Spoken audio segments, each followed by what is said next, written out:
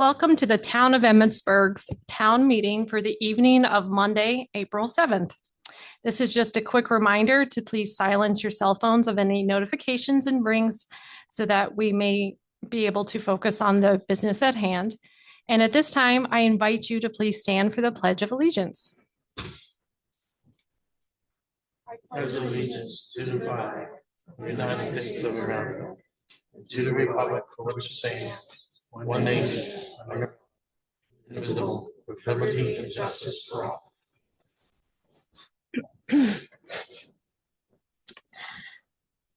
Future meetings coming up. We have Citizens Advisory Committee on April 15th at 7 p.m. here in the town office. We have the Planning Commission meeting coming up April 28th at 7 p.m. here in the town office and on Zoom.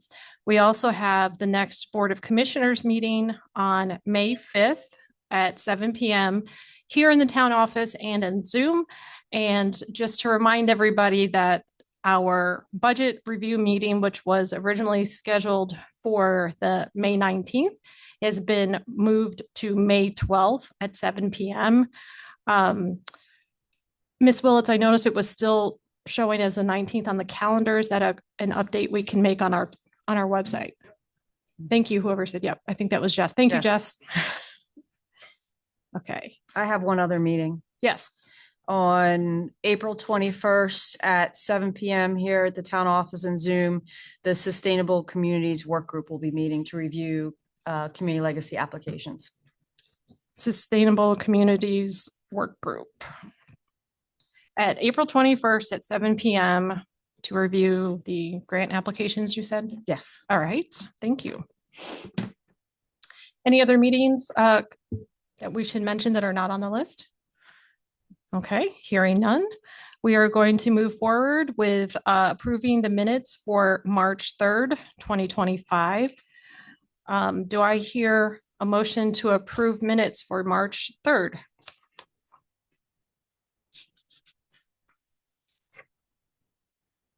I can make a motion to approve the March 3rd meeting minutes with one change.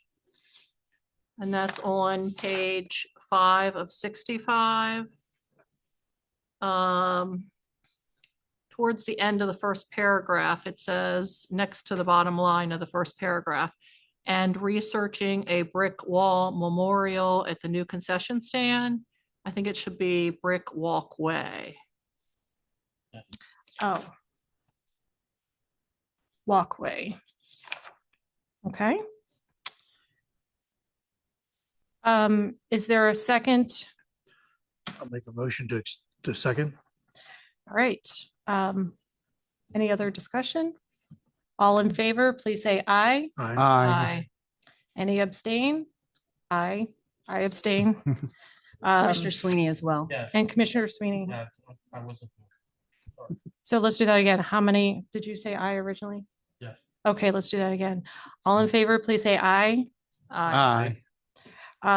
Who abstains? Say aye. Aye. Aye. So that passes. 3 in favor, and Commissioner Sweeney and Commissioner Bowman-Pollitt abstaining since we were absent for that meeting. Moving on to the meeting minutes for March 11th. Is there a motion to approve? So moved. Thank you. Is there a second? Second. Thank you. All in favor, please say aye. Aye. Aye. I have one change. I thought Oh. you were going to say further discussion. I'm sorry. Sorry. All right. Under present, remove my name and Kevin's name. Yep. And we will abstain. Mhm. Wait a minute. Present. Gotcha. So we're going to take off. No, wait a minute. Yes, that's That's correct. correct. Yeah. Commissioner correct. I was Hagan. saying, I'm thinking about March Commissioner- 3rd and March March 11th 11th. at the same time. So that's correct for March 11th to remove our names. Okay, and then it's also listed as absent down below. Okay, Yeah. understood. So is there a motion to approve the minutes with the modification? So moved. Thank you. Is there a second? Second. Thank you. All in favor, please say aye. Aye. Aye. Those who, if you abstain, please say aye. Aye. Aye. All right, so motion passes.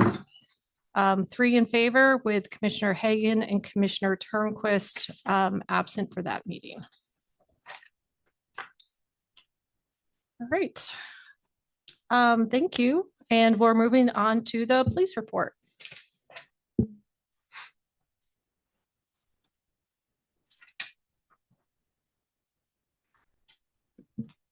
Good evening, Deputy Bartholow. I got the police report for March. 2 at us in town, 5 holiday annual days, 1 sick day. For training and special assignments, both myself and Honaker participated in the community meal event with some of the commissioners and town staff, which was successful. I assisted with the Transit Appreciation Day. Deputy Honaker assisted with a Veterans Court therapy, and then we both had some Police One training. No fleet issues for the month. We had 120 calls for service with 1 arrest and 10 stops. Frauds have been up in town last month or so, probably due to tax season, and I know everyone's got a little bit extra money probably. Other than that, happy spring, and if anybody has any questions. I just have a compliment. I already passed this along, but I've had a lot of residents, some that are brand new to town that just moved in the last 4 weeks or so, compliment the visibility that they've seen on Main Street and Seton for traffic stops, and that they were very much appreciative and felt your presence. So I wanted to share that with you, those kudos. So thank you so much for all that you've been doing. Appreciate it. Thank you. Yes. All right. Thank you. Thank you. Okay, moving on from the police report, we have the town manager's report. Ms. Willetts. Good evening. This is the town manager's report for February. I'll highlight some key items under different areas related to streets. Staff conducted the monthly street sweeping and the monthly storm drain inlet cleaning. They also responded to a couple of snow events and picked up a damaged streetlight pole on Emmett Court. Related to parks, contractor and staff continue working on the sewer line project at the pool, which we're nearing completion on. And then staff worked at the Cedar Avenue garden plots. They trimmed some trees and put crush run around the concrete slab for the new shed. Related to wastewater, we treated an average of 823,214 gallons per day and consumed 245,756 gallons, which meant 70.15% of the wastewater treated this month was wild water. This was due largely to the pumping downs of the lagoons. We had no spills of untreated sewage. We did exceed the plant's design capacity 15 days, but again, that was due to the pumping down of the lagoons at the wastewater treatment plant. We received 2.55 inches of precipitation in February. We had approximately 8 days of rain. However, at the end of February, we had a precipitation deficit of 4.89 inches over the last 6 months. Rainbow Lake is currently at the spillway level of 16.6 feet. I've listed the well depths for the month of February. You'll notice that they are all down, but that's mainly due to some hydrant flushing that we did in February. Page 13, water production and consumption. We produced an average of 245,362 gallons and consumed 245,756, which meant about the amount of backwash water in February was roughly 15.82%. Trash pickup will remain Mondays during April. Page 14, I listed some of the meetings I attended as well as some noteworthy items. The staff and a contractor repaired a water leak in front of 810 West Main Street. Our leak detection specialist was in town on February 4th. Staff has jetted between 4 sewer manholes that were above the normal levels that those smart manhole covers gave us an alarm, so we checked that area. Staff continues to work on maintenance at the wastewater treatment plant. And I listed some of the things they were working on, and that's my report for the month of February. Thank you. Any questions for Ms. Willetts?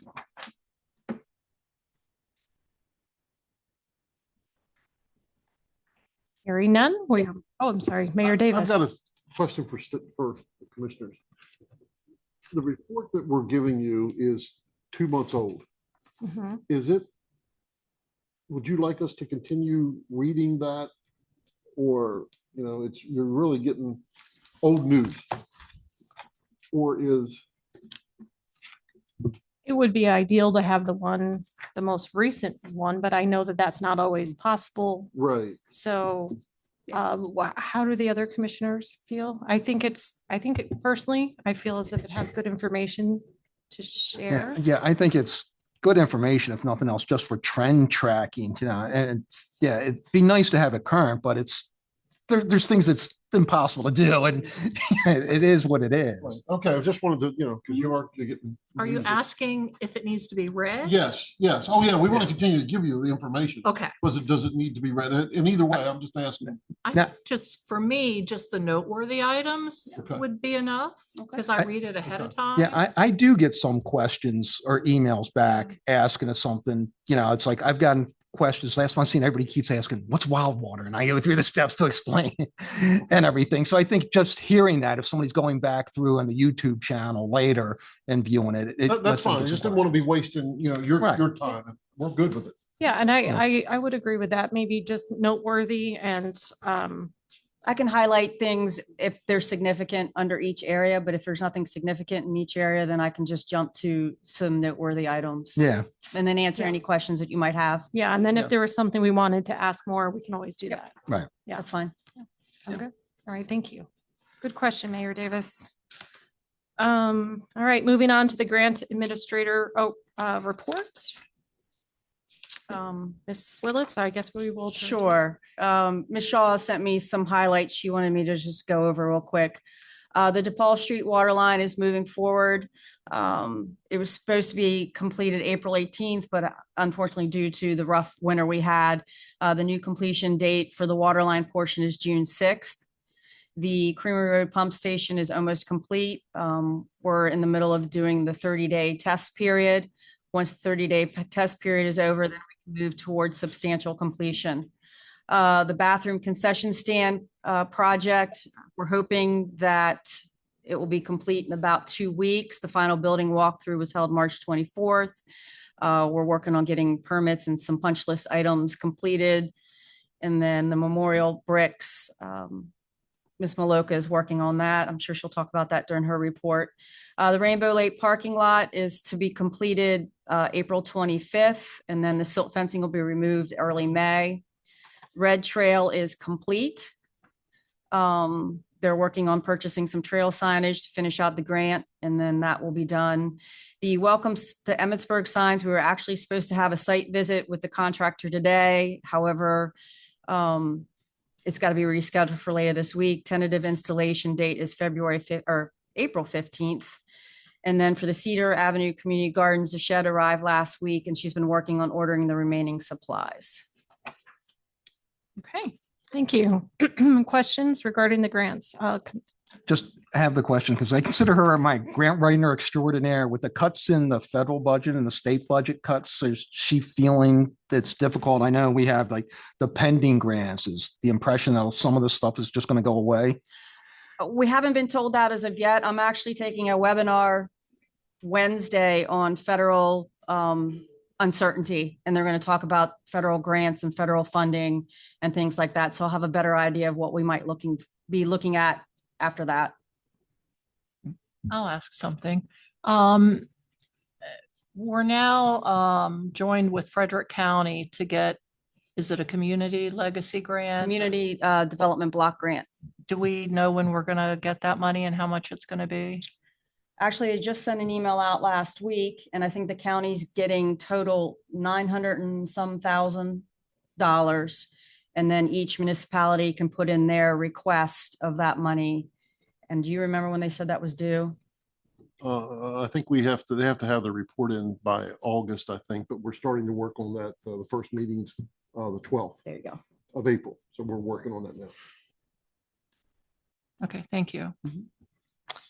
I have a quick question, kind of related. When you said you're going to do the webinar, is that information that you would be willing to bring back to the board to update us as far as if it affects the town? Absolutely. All right, thank Yes. you. And then I had this, and I apologize because I know you said this before and it escapes me. I did have somebody ask about the new concession stand and the bathrooms. With the electrical hookup still being finalized, I would assume the bathrooms on those aren't open yet. Is that correct? That's correct. Okay. We're hoping that they'll be open here very shortly. Okay. And those are the ones with the automatic locks? We have to, the automatic locks are not in yet, but they Okay. will be. Okay. And do you by any chance know when they are installed, what the times would be? I know you told me this before, so I do apologize. And if you don't know off the top of your head, that's fine. I can follow up later. The times that they were open. I think it's 7 a.m. until dark. Till the Okay. clo- Is that The what park it is? closes. Okay, Is that perfect. what Thank it you. is, Jess? Yes. Okay. It'll be booked up in the summer. Hooked up in the summer? Right. So, Okay, right, in the summer, it'll go like right now, it's probably like 6, 7 o'clock. okay, Then when summer hits, it'll go to probably about 9. okay, great. All right, thank you so much for that clarification. I'm sorry, go, If you're finished. yes, but I I wasn't. do have a finished, but- question. That we have some events going on that side on the 12th Mhm. and the 13th, or that weekend. Mhm. A Frisbee golf tournament is going on for Seton Center, and plus the dirt baseball tournament is going on, Mhm. and there's no bathrooms out Mhm. open yet over there. I think Dirt asked if they need to get a porta potty, they would pay for one, but I told them to contact you first because I knew we were taking them out because of the bathroom Right. being open, but they might need a bathroom on that side for so many people being here. Okay. I don't know if Jess, if you've heard from them. No, they have not come back. So Right. we'll reach out to them. Jess will reach out to them tomorrow about it. Obviously, we're waiting on the final permit. So until we have the final Yeah, permit, we really can't open the building. But, Right, I understand that. We're- I just wanted to let you know that there was gonna be a lot more children there okay, on that specific weekend. okay. The next 4 weekends are gonna be busy over there. Yeah, we were really hoping to have it open by then. Do we have a porta pot out there now or we had those removed? We had them removed. Okay, so is it worth bringing it back temporarily until the bathrooms are open? Are we talking about? Out back here? Or the field the whole way over? The Little League fields? But Frisbee and Little League Yeah, and soccer all going on at the Yeah. same time now. And there's no that bathroom's not open yet, and No, well, these down these here. are here, so they These would are have to down go, here. yeah, a lot of them don't know Yeah. because they're not up from town. They go all the way down there to If the they gotta go bad enough, they'll find it. Always, yeah. Yeah, they'll find- But the dirt group asked if they could put a porta pot there Mhm. till we got the bathrooms open, they would pay for it. We'll do our best to try to get those open for the Mhm. weekend if we. Mhm. and then, thank you. Were you finished? Yes. And I had one more question, I'm sorry. She probably, this would be for Ms. Shaw, but I just wanted it recorded. If she has any grants pending coming down the pike that might look like it would work for a communication board for the ADA playground. I know we had mentioned it. I had mentioned it a while ago. Just thinking that if we're looking at putting up a picnic table in that same area with a grant, it might be nice to have the board that goes in as well to go along with ADA. Yeah, I think she's looking at program open space for that one, and that, I think those applications start here very soon. Okay, all right, perfect, thank you. All right, any other questions? Nope, okay. Hearing none, thank you, Ms. Willetts, for fielding all those questions. We'll move on to the Town Operations Specialist report. Good evening. The Wayfinder Signs project, everything is going to be, was going to be installed today. Miss Utility had to delay it. So by next week, our Wayfinder sign should be up in town.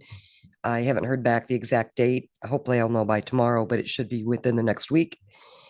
And as far as the brick walkway at the new concession stand, the mayor and I are been working on a flyer that's going to be posted probably next week, and it's going to offer the bricks for sale. We're going to do it twice a year in the spring and then the fall. And there's going to be different options for people to choose from. But that information should be coming out next week. We'll get that going. I'm waiting for a grant to open up, one of the Main Street program grants for the brick replacement around the bulletin board at 22 East Main Street. Right now, there's a brick. Some of the bricks are a little wonky, needs to be replaced. And we're going to be redoing that with grant money. And hopefully that will be done this fall. Welcome to Emmitsburg Packet. We're still pending the business maps. We're figuring that out a little more yet. The farmers market is ongoing, making a lot of progress, picking up a lot of traction, a lot of vendors. I've been very lucky with picking up some more farmers as well. So we are a go for next month. I've been doing ordinance review, excuse me, and emergency action planning and development. I'm going to be working with Diane Walbrecker as well with some help on that.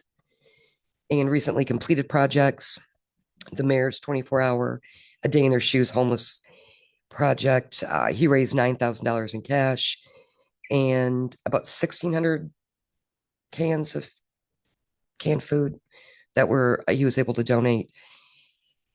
And the neighborhood meals program got its start last month. Huge success. We served 90 meals.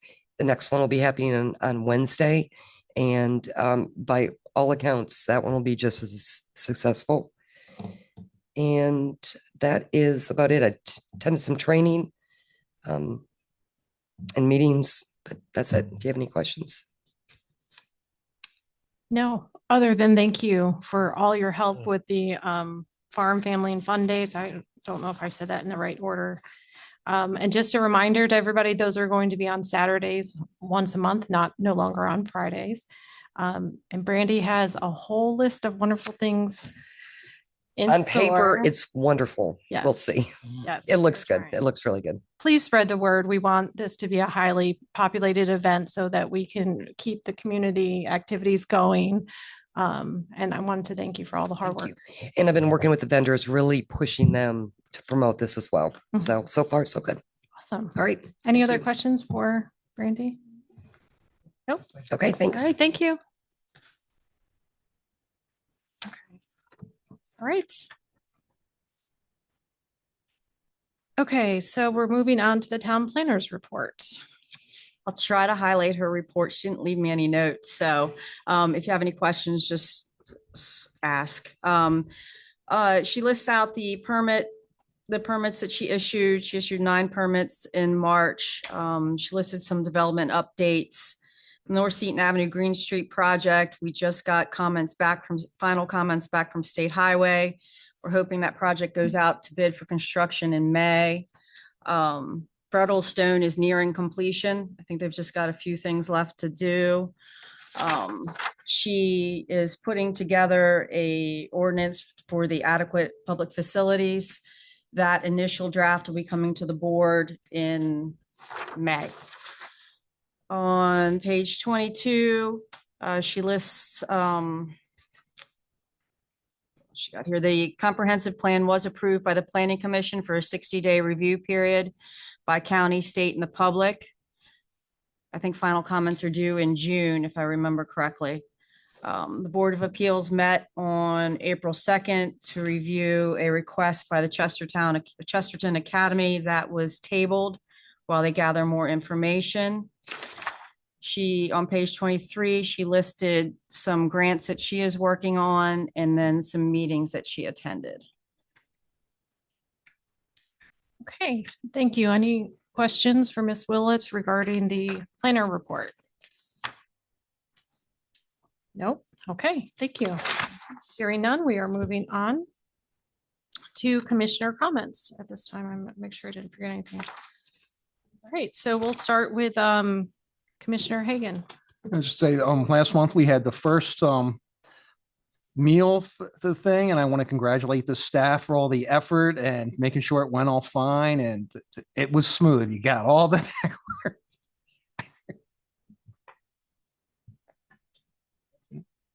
Thank you, Commissioner Turnquist.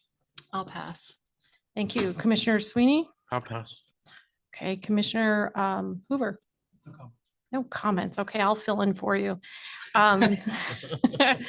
So I want to, again, piggyback on what Commissioner Hagan said and thank the town staff and all the volunteers who came out for the meals program and Mayor Davis for organizing such a wonderful program. Lots of people came out. They were happy. They were well fed, only positive feedback and happy faces. In addition, congratulations to the money and the food that you raised during A Day in Our Shoes. And let's see, I just want to, let's see. Also thank the water and sewer as well as Public Works for addressing all the issues that popped up the last couple of weeks. There seemed to be a lot of emergencies where they responded quickly and efficiently. So I do want to thank you for that. And that is all that I have at this time. So I'll turn it over to Mayor Davis. Okay, just a couple quick things. First, I want to start out by congratulating our water staff. They received the Gold Award presented by EPA for meeting all standards set forth in delivering clean water to the town. So if you can meet EPA standards, you've done something, because they're never happy with what you do. So, and they received that award last week at the Maryland Rural Water Conference in Ocean City. So that's something, you can get 3 levels, and the gold is the highest, of course. And it's the second year in a row that our staff was able to accomplish that. So that's great. Of course, with FEMA, that seems to be the big scare here in town, with the students at the Fire Academy not being back yet. We have wrote letters to all of our state and federal elected officials, and also wrote a letter to the Secretary of Homeland Security, just asking to be kept informed. And so we haven't heard back from many of those people yet with any news, other than the rumor mill, which seems to be pretty good, is hoping for classes to open back up late May or the first part of June. So I'll keep everybody posted. We'll put something out if we get definite word on that. It does have a big effect on the town. Some of the businesses say that they'll be down 20%. Right now, the college students are holding them afloat, but that's coming up in another month. The college kids will be gone. So we'll be back into the COVID stages again, which is not good. But for the town itself, with water and sewer funding, that's a big dip, and we're planning next year's budget as if we could be taking a hit there. But I did stress that to the Secretary of Homeland Security of how much it had an effect on the town's infrastructure and what have you. So we're a wait and see game there. Our budget, we should have a rough draft out to you hopefully the week of April 21st. We're trying to get it out a little bit earlier. We're still waiting on some numbers from the state and the county so we can fill in those blanks, but we'll get it to you as quick as we can. And today I had a visit with the 4th grade class at Emmitsburg Elementary, and it was supposed to last 20 minutes. It went almost an hour and a half. The kids had a lot of questions, and one of their assignments leading up to me visiting, they had to write a letter to me telling me what improvements they thought we should do here in town. And the amazing part was probably 80% of their letters were addressed in the comprehensive plan. So these kids were pretty sharp with the things they wanted. And just a couple of things, bike lanes around on the streets, a program to help the homeless, some more businesses downtown, specifically a cafe, so they didn't have to go to Dunkin' Donuts all the time, a bowling alley, a local gym, new swings and shade shelters in the park, upgrade to the pool restroom facilities, which is being done as we speak, daycare, more downtown parking, and bathrooms in the park, which are happening right now as we speak. So it was pretty amazing that these kids were able to come up with that kind of stuff. So it was a great morning. And with that, that's all I got. Thanks. Thank you. Hopefully, those students also remember openings on the council when they come of age. So, Oh, there's two of them in there that can be a mayor and commissioner, let me tell you. And I told them that. I said, I know your future right there. thank you, Mayor. Okay, from mayor comments, we're moving on to public comments. For public comments, you will have a 4-minute limit. When you come up to the podium, please turn on the microphone button so that it's red. And then you will state your name and whether or not you live within town limits or not. And then you don't have to give your address. And then just watch the little countdown so you know how much time you have. All right, first on our list, we have Mr. Jack Dethridge.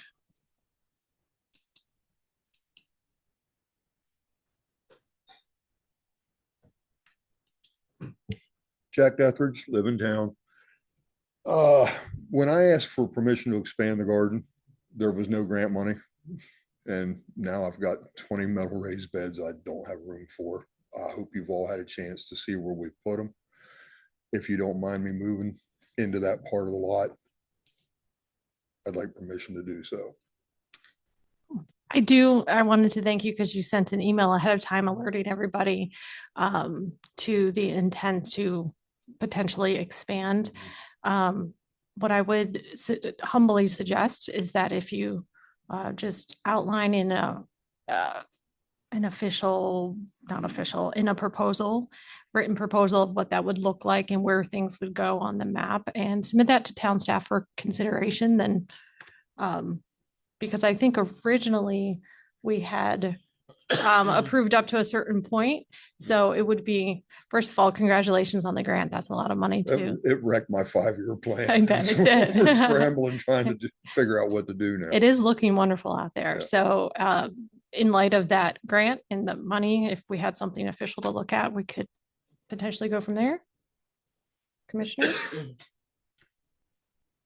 So everything you have out there now, is that the new, or is that because there's raised beds, or is that? The raised addition? beds are what the town bought Right, but with the grant. what I see out there now, is that them there, or do you have more of those coming? Or As far as I know, that's all the town's getting. I may buy more to fill in some gaps over on the original part of the garden. I've already spent over $1,000 out of my pocket so far, and then the 15,000 the town got. And I just need more room. I mean, if I have to move the beds from where we placed them over to what I was given permission to use, we'll do that. I mean, I don't know what the town's original approval was, or it was to restrictions or the whatever. first utility Yeah. pole as you pull into the entranceway, that Right. first utility pole, that was as far as I asked for permission.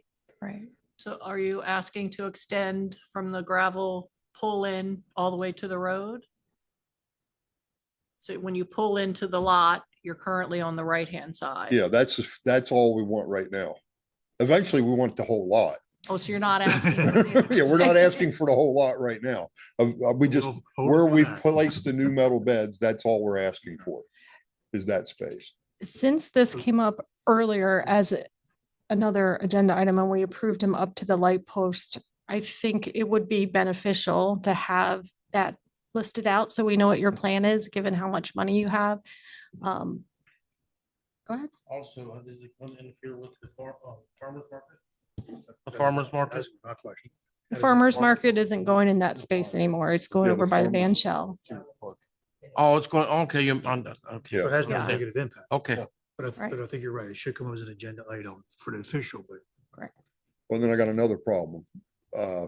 growing season. An email from Madeline Shaw said this, they want to have a ribbon cutting ceremony the week of May 12th with the state, whoever they got the grant from, wants to sign and ribbon cutting. We have to have it ready by that time. If I got to go through another process to get permission to leave everything where it's at, I don't know if we're going to be able to get it filled up. And How many feet are you asking for? from the light pole to the pull-in, how many feet is that? I have no idea. We 20, taped it off. 50? I don't At least- remember at off the least top of 50. my head what it At was. least 50 feet from Is the that light the- pole to the pull-in? I think so. But the commissioners made a motion last time is what it sounds like. Yes, we did. Yes. Yeah. Yes.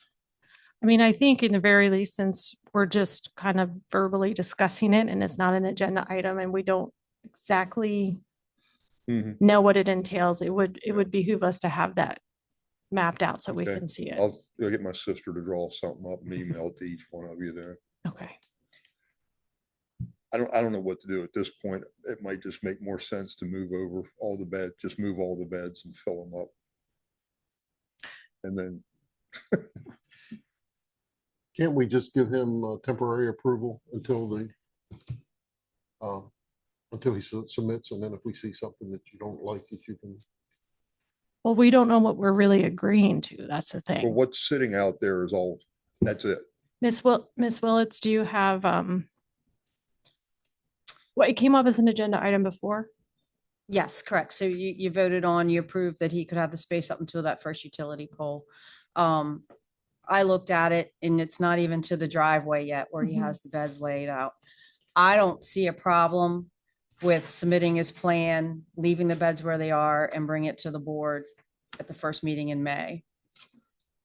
It's really not The real question is, what's the consensus of the board? 10 Right. feet. Is there a consensus? Of what we're board- gonna do next Yeah. month. Are the beds currently in the space that you're requesting? Yes. They are. Yeah. Okay, so they've already been moved into the space Yeah, temporarily. They're just placed. sitting there till we get approval. And if the answer is no, we can easily move them. I don't have a problem with it. I As don't far know as what it's I'm, been moved forward to the bandstand. To me, I, it looks like it's only an extra 10 feet okay. is what it looks like from me, just as I drive past. So you have it in the position that you, Where it's We're- at we're right asking now for is it. where we'd like to leave it, yeah. okay. I'd say do it conditionally Okay. right now. That way he can move forward. They can move with the ribbon cut, plan Yeah. on a ribbon cutting, and we can make a final vote on it to confirm it. Okay, so that's good. It's already where you anticipated. Yeah. All right, so what is the consensus of the board? Do you want to I'm good with it. move forward with I- a conditional approval and then, Then we'll make an Bring it official back. vote, make it formalized at the Yeah. next meeting. okay, Okay. all right, sound Uh, good? All right. Yeah. Thank All you. right, thank you. All right, Mr. Jack Weller.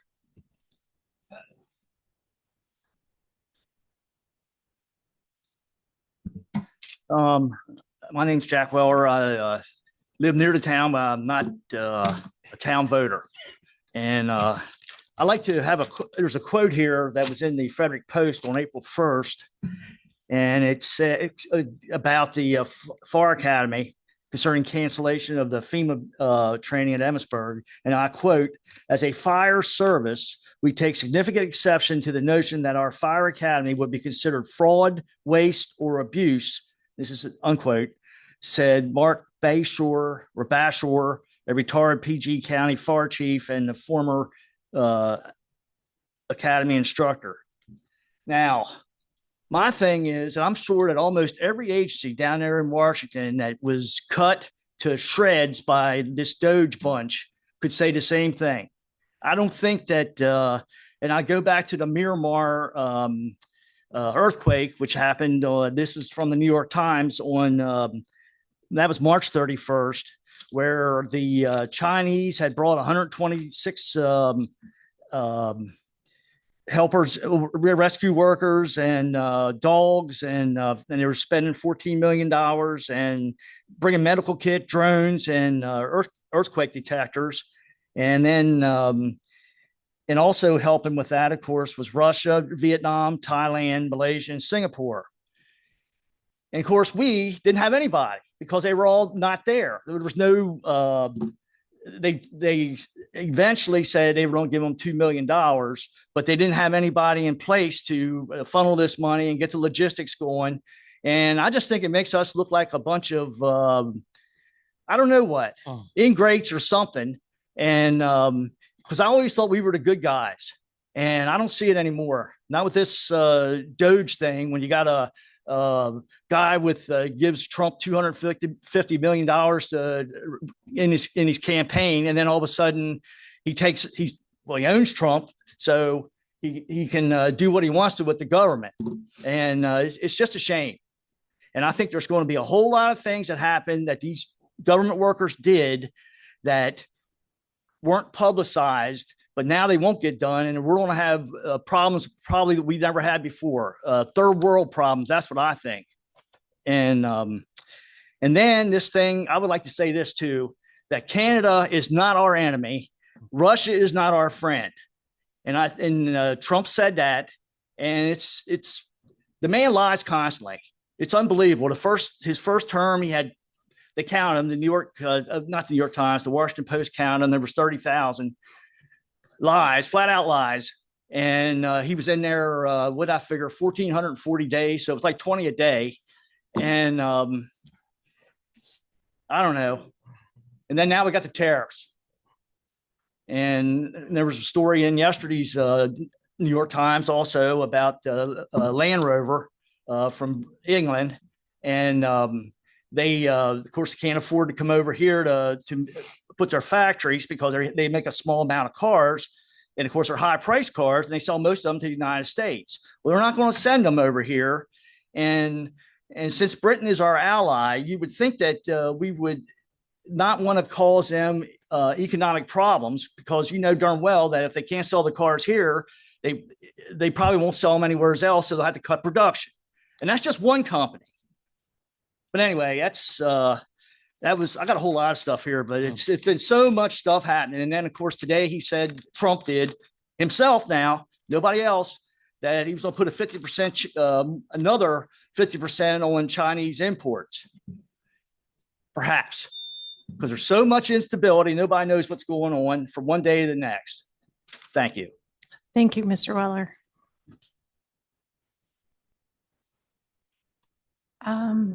I think we're down to our last one with Pat Weller.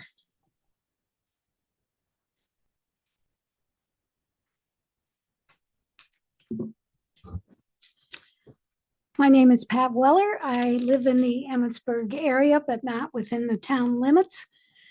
I think it's ironic that during the COVID pandemic, many around the country, it didn't suit them to have their children go to school virtually.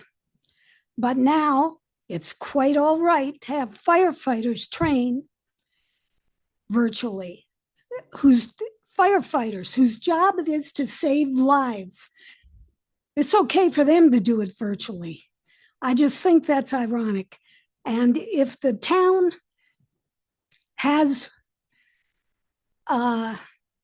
let their feelings be known about what's happening with FEMA and the Fire Academy through letters, I think they should be made public so the citizens know the town is fighting for them. Because what's happened with the gutting of FEMA and the Fire Academy impacts not just the town and its businesses, but it impacts everybody's lives because they're firefighters, for goodness sake. So I would suggest that these letters the town has written, hopefully they're strongly worded. Hopefully they express their displeasure with these decisions made. And hopefully you can find a way to make them public so the citizens know you're fighting for them. Because all politics is local. So that's where it starts. Thank you. Thank you very much.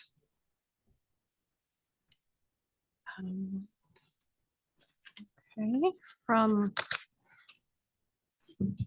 public comment, we are moving on to administrative business. First up is update on town-owned rental properties. Turn to Ms. Willits. Oh, no, or who am I turning to for town-owned rental properties? That would be me. Okay, hello. Everything in front of you is listed out. It's pretty self-explanatory. The address, current rent, last increase, and then the year expensive, not a fiscal year, but the actual year. and the rental income. As you can see, it breaks down what we take in as to what we spent.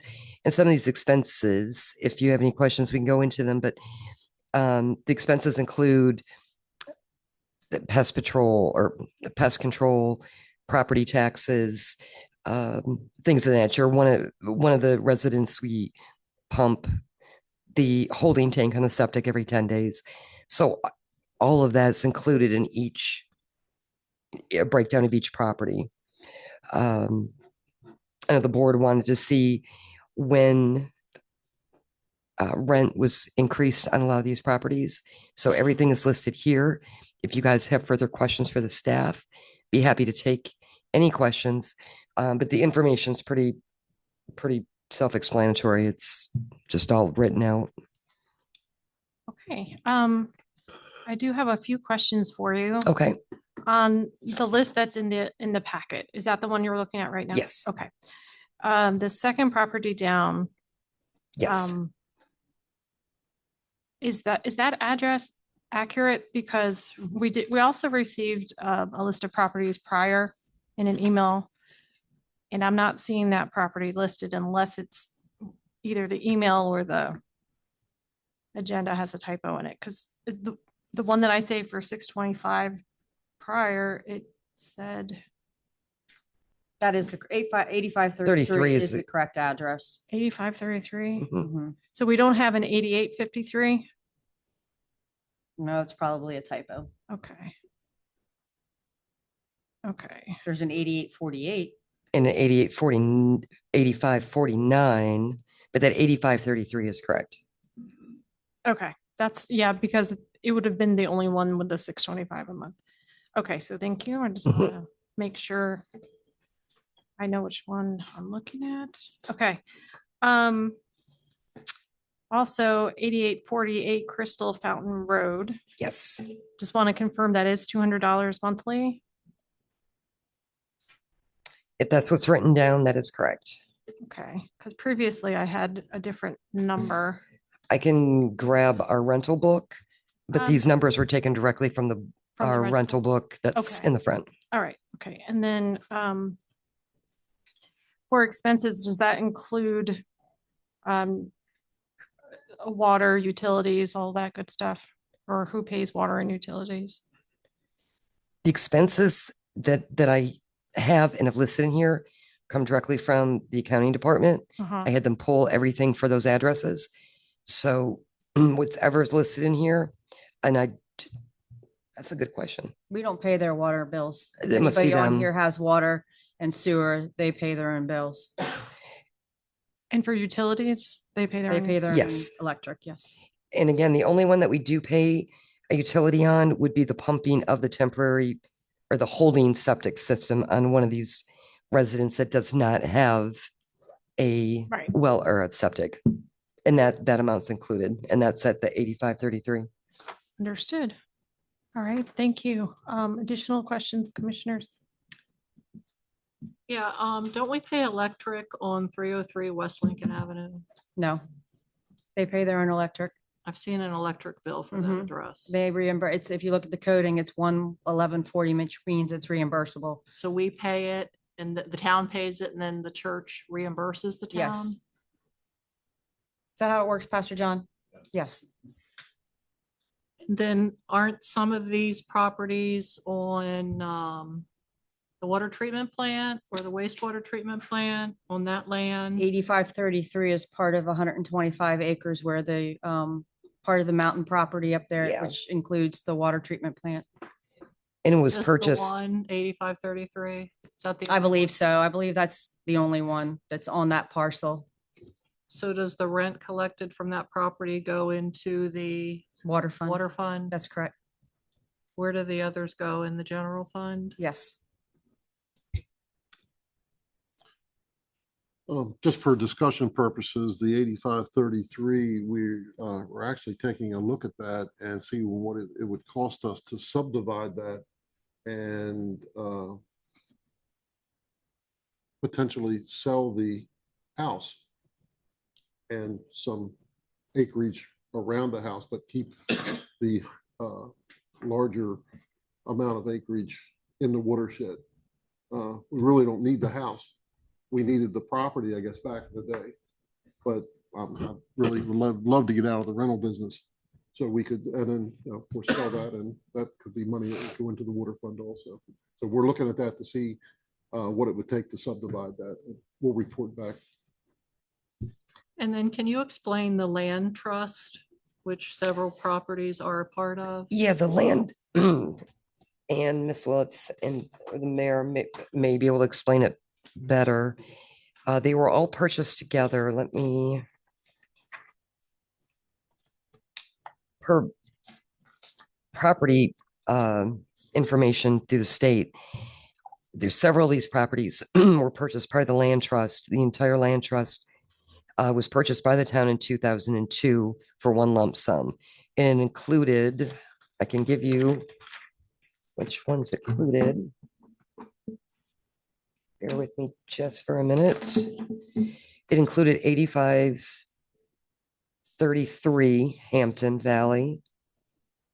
It also included 8820 Crystal Fountain Road, 8848 Crystal Fountain, 16849 Scott Road. That's a different parcel. It's a different parcel. Mhm. It still comes up under property taxes under that, but it's different. Should be. Under SStat, it came up as the same, but that doesn't mean anything. And then I also have 8549 Hampton Valley. Is that one correct? Or is that a different parcel? That one I'm not sure of. Okay.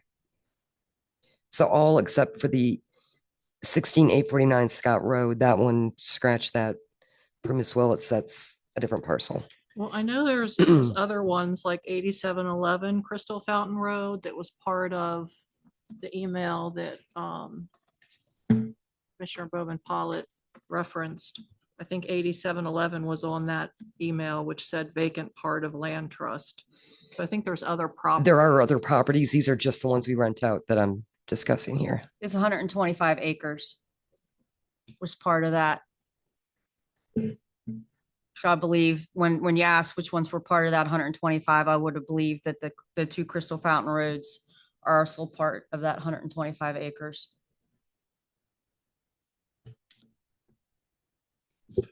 And to clarify, 140 South Seaton Avenue That was sold. sold. Mhm. The town owns 142, which is the garage behind it. And since we use that, I didn't list that. Well, we own it. Yeah, well, South Seaton. I do vaguely remember that now. When did we sell that? Was that? It's been a couple of years now. Mhm. Okay. All right. This, like some of the rents, I won't mention the address, but the third one is $325 a month. Last rent increase prior to 2021. I mean, are we thinking about reviewing rents again or? that was my understanding why the board wanted this presented. And what the third one, and I have information on the different houses as well. I mean, $325 a month, is it like a hole in the wall kind of property that's like run down or? I guess I should drive by these properties just to understand what we're talking about. The information that I have is 2-story, 3-bed, 1-bath, no basement. Older home. I would be interested in looking at revisiting some of the rents and you know, potentially looking to see if this is comparable to other properties of similar nature. And that's something that we could revisit moving forward. Whether we move forward with it or not remains to be seen, but I mean, you can't even rent a room for this price.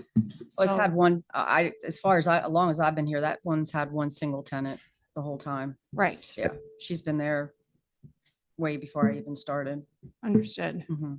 Um, If you can let me know when they vacate, my kids all need a place to live and they can definitely afford 200 a month. is there consensus that that the board would like to revisit the rent or not? Or is that's not my decision. That's whether or not there's a consensus to consider it. I think it's worth having the town staff review it and make recommendations. If they feel that they know the houses, they know what they do to them, they know what phone calls they get about them. Mhm, So if they want to review, if they want to make recommendations that the house is worth more or less, mhm. or needs work or not that we're responsible for, they can bring recommendations back. And if that means increasing the rate or holding the rate or decreasing it, whatever it may be, I'd be willing to listen to staff's recommendations on that, but I don't want to be, Yeah, I- I don't want to make it a council decision. No, I think shouldn't be an issue getting additional information. I think it's another hurdle to say, if we're going to start playing, adjust the rates. I'd be more in favor. Let's gather the information, see what it is, with the economy the way that it is, and where the town sits financially and its residents. I'm really reluctant to shake the boat on this. So 8848 is a 480 square foot manufactured home.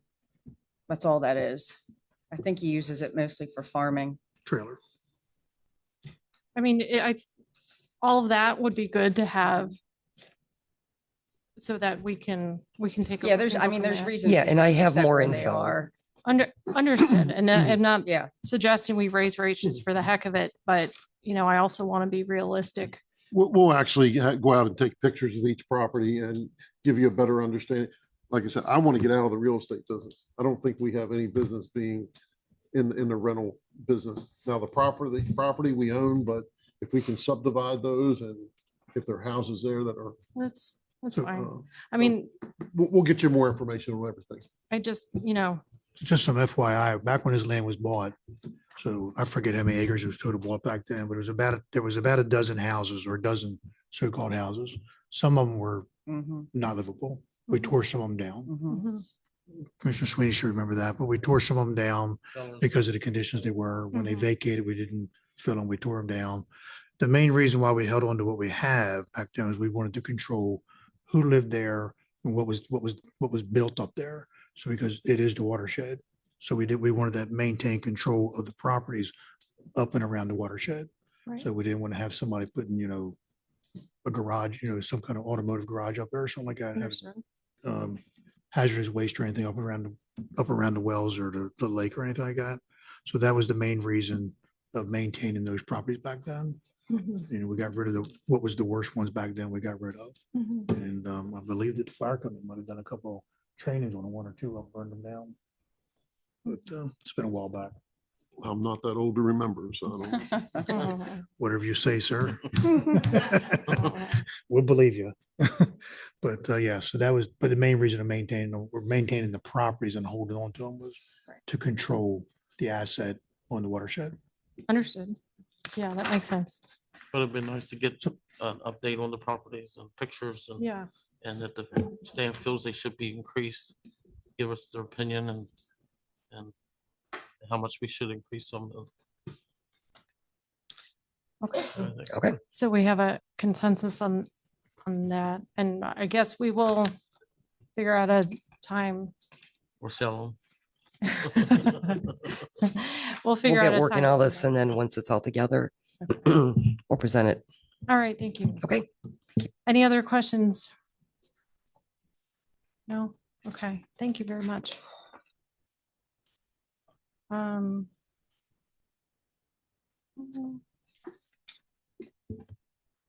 Okay, moving on to our consent agenda. We do have several proclamations. Although we do have two quick ones, 4 and 5, for appointing or reappointing or unappointing individuals. With consent of the board, I would like to move those to the top since they're quick and they're not listed in my extended agenda, so I'm afraid I'm going to forget those. Any objection to moving those up to the top? Okay. All right, so looking at consent agenda number 4 for consideration. Unappoint Martin Miller to the Citizens Advisory Committee and reappoint him to the Parks and Recreation Committee with a term of March 13th, 2025 to March 13th, 2027. Is there a motion? Do I hear a motion? I assume. Second. Motion to approve is made by Commissioner Sweeney and seconded by Commissioner Hoover. All in favor, please say aye. Aye. Aye. Any against? Did you say aye, Commissioner? Okay, thank you. Motion passes 5-0. The next one for consideration, this is consent agenda item number 5. For consideration, unappointed. I don't have I don't have a 5 either. What? It's on the front page. Yeah, it's on the front page. It didn't get moved over to page 28. It should be unappoint Tim Clark to the Ethics Committee. Yes. Oh, yeah. Unappoint Tim Clark from the Ethics Committee. So moved. Thank you. Seconded. Thank you. Any, all in favor, please say aye. Aye. Aye. Any against? All right. Motion carries 5-0. And I just want to make sure that. All right, so that lines, those are the only 2 for committees, correct? Okay, now we can go back to consent agenda item number 1. For consideration, approval of proclamation declaring April 2025 as Child Abuse Prevention Month. Do we have any speakers? You do. I All right. have a group of them. Yeah. Before the proclamation, I would invite you to come up and speak. Just make sure to turn on the little button so it's red.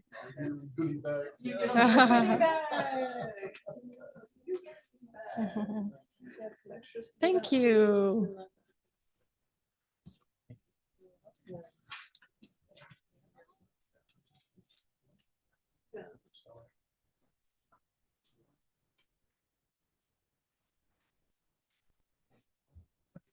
Okay, I turned on the button. Okay.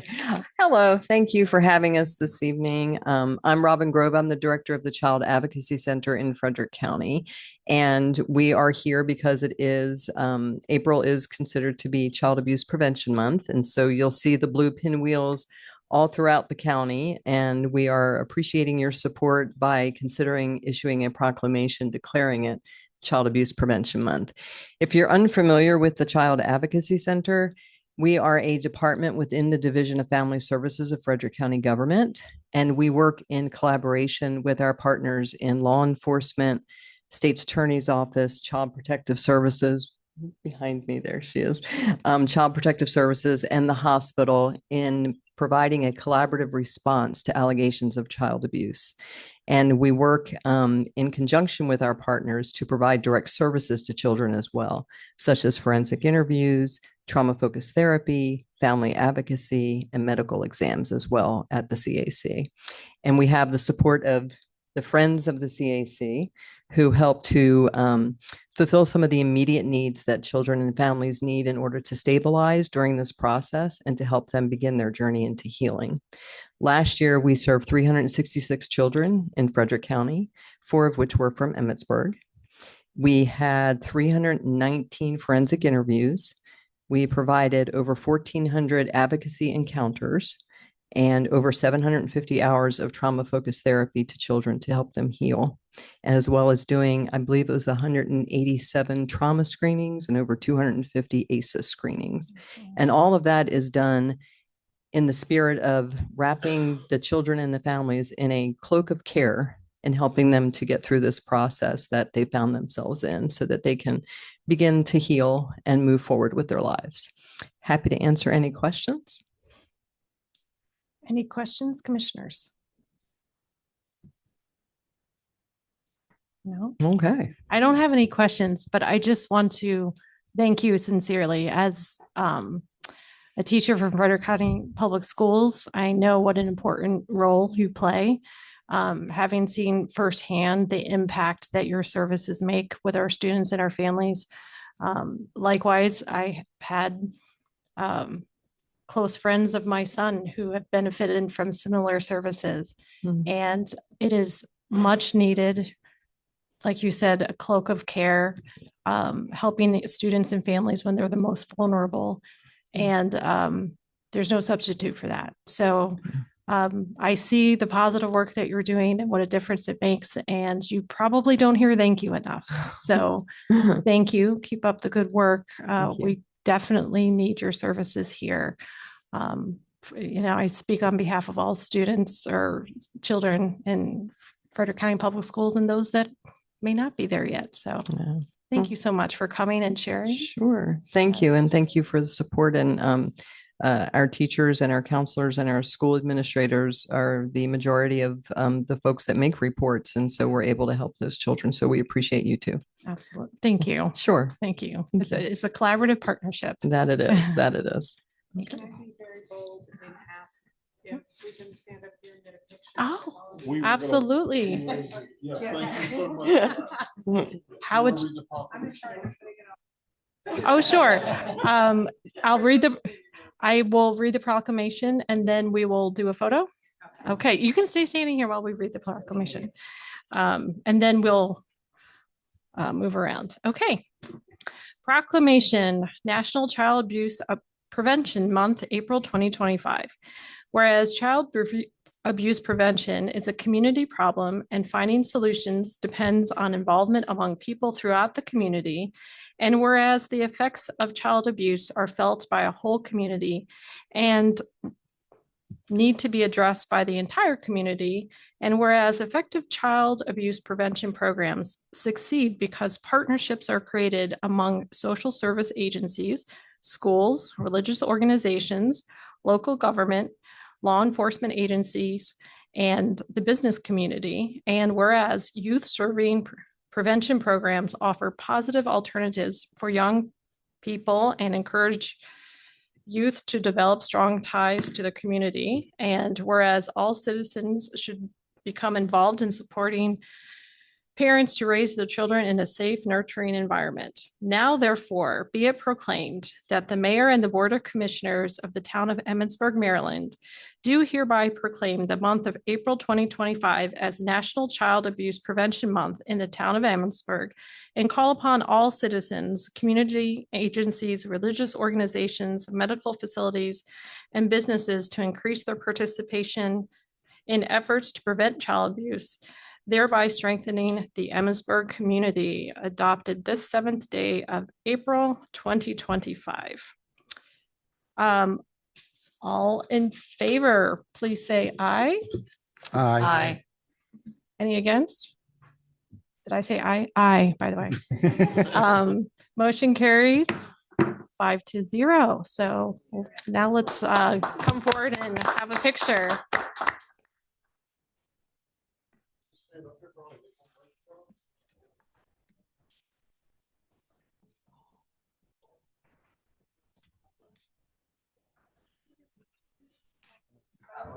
You wanted to red from? Whatever works for you. Oh, are we standing here? Oops. Throw the chair out of the way. You'll see there'll be nothing there. No, you're fine. Want Want to get closer to Amy here? We can always, yeah, let's move the chair. There we go. Get everybody.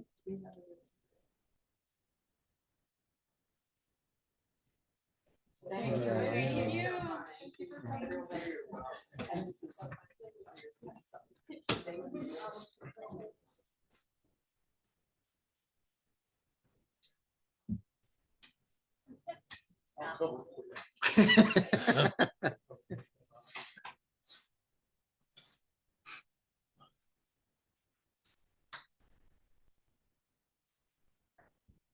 Okay. Thank you again.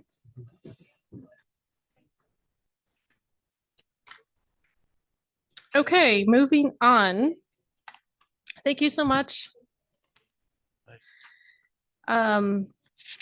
Consent agenda number 2 for consideration approval of proclamation declaring April 20 22nd, Earth Day in the town of Emmitsburg. And excuse me while I get my reading glasses.